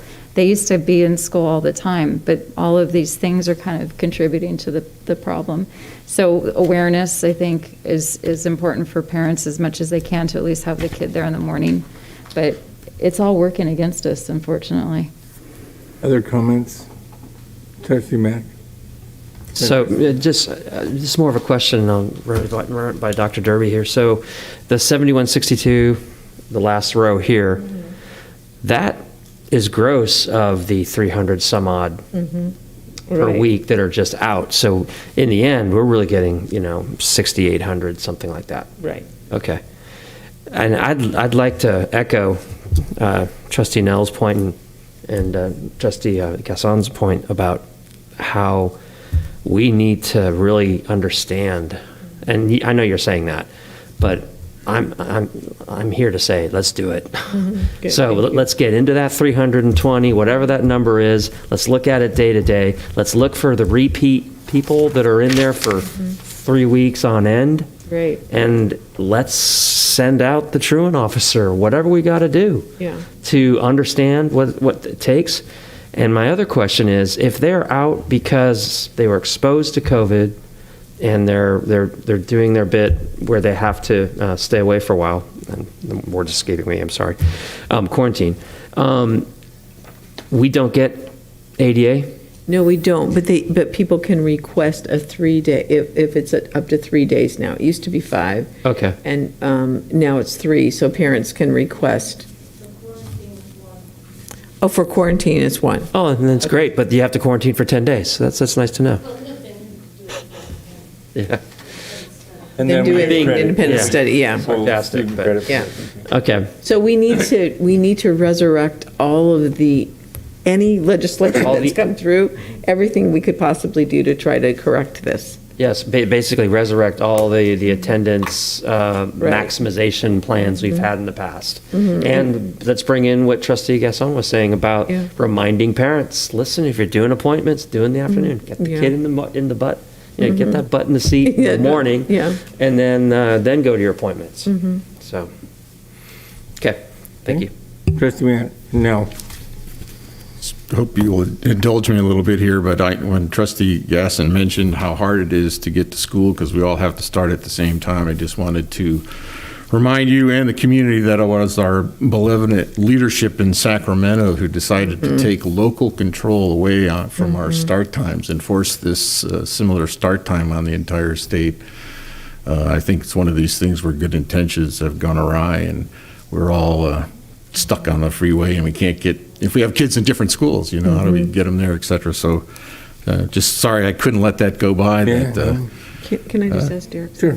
Yeah. Derek, are you just, I don't know who's on JLAC, I think it's you, yeah. Are you discussing this?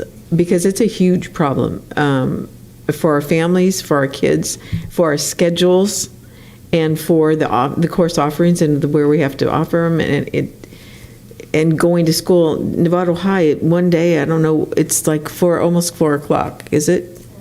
4:05.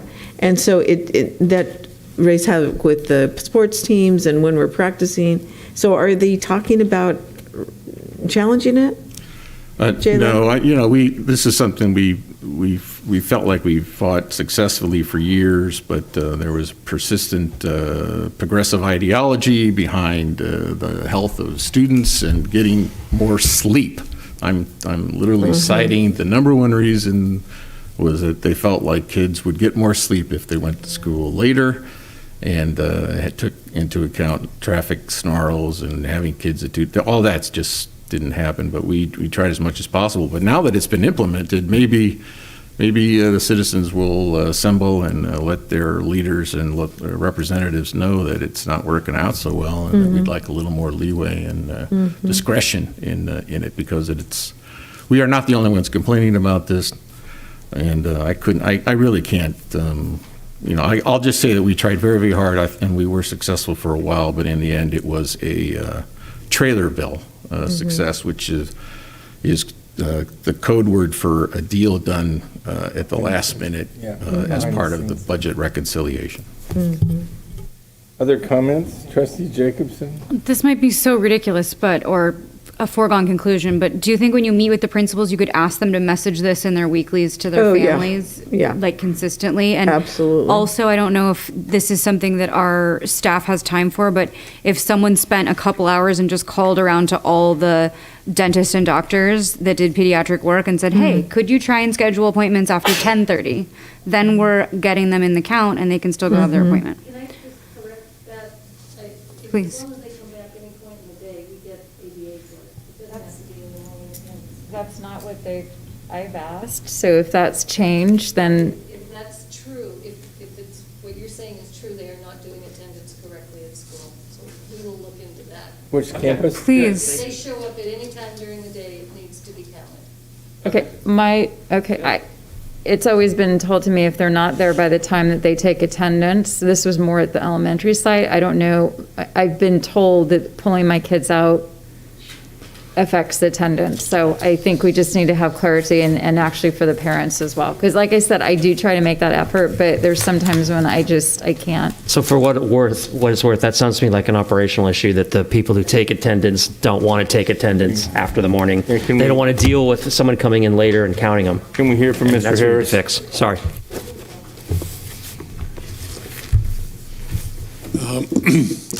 The instructions from at least one of the elementary schools in response to the outbreaks of the normal flu, when students come down with symptoms that can't be immediately identified as COVID or the regular flu, require other students who catch the regular flu to go through a COVID protocol.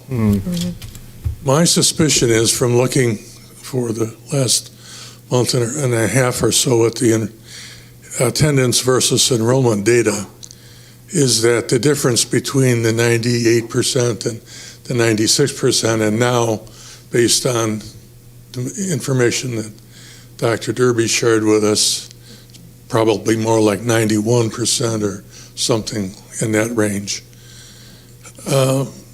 That's probably what you can expect this year,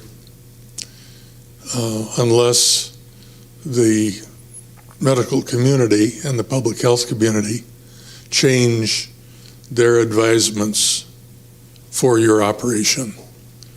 So I think that needs to be factored in to all of your thinking about finances and the like.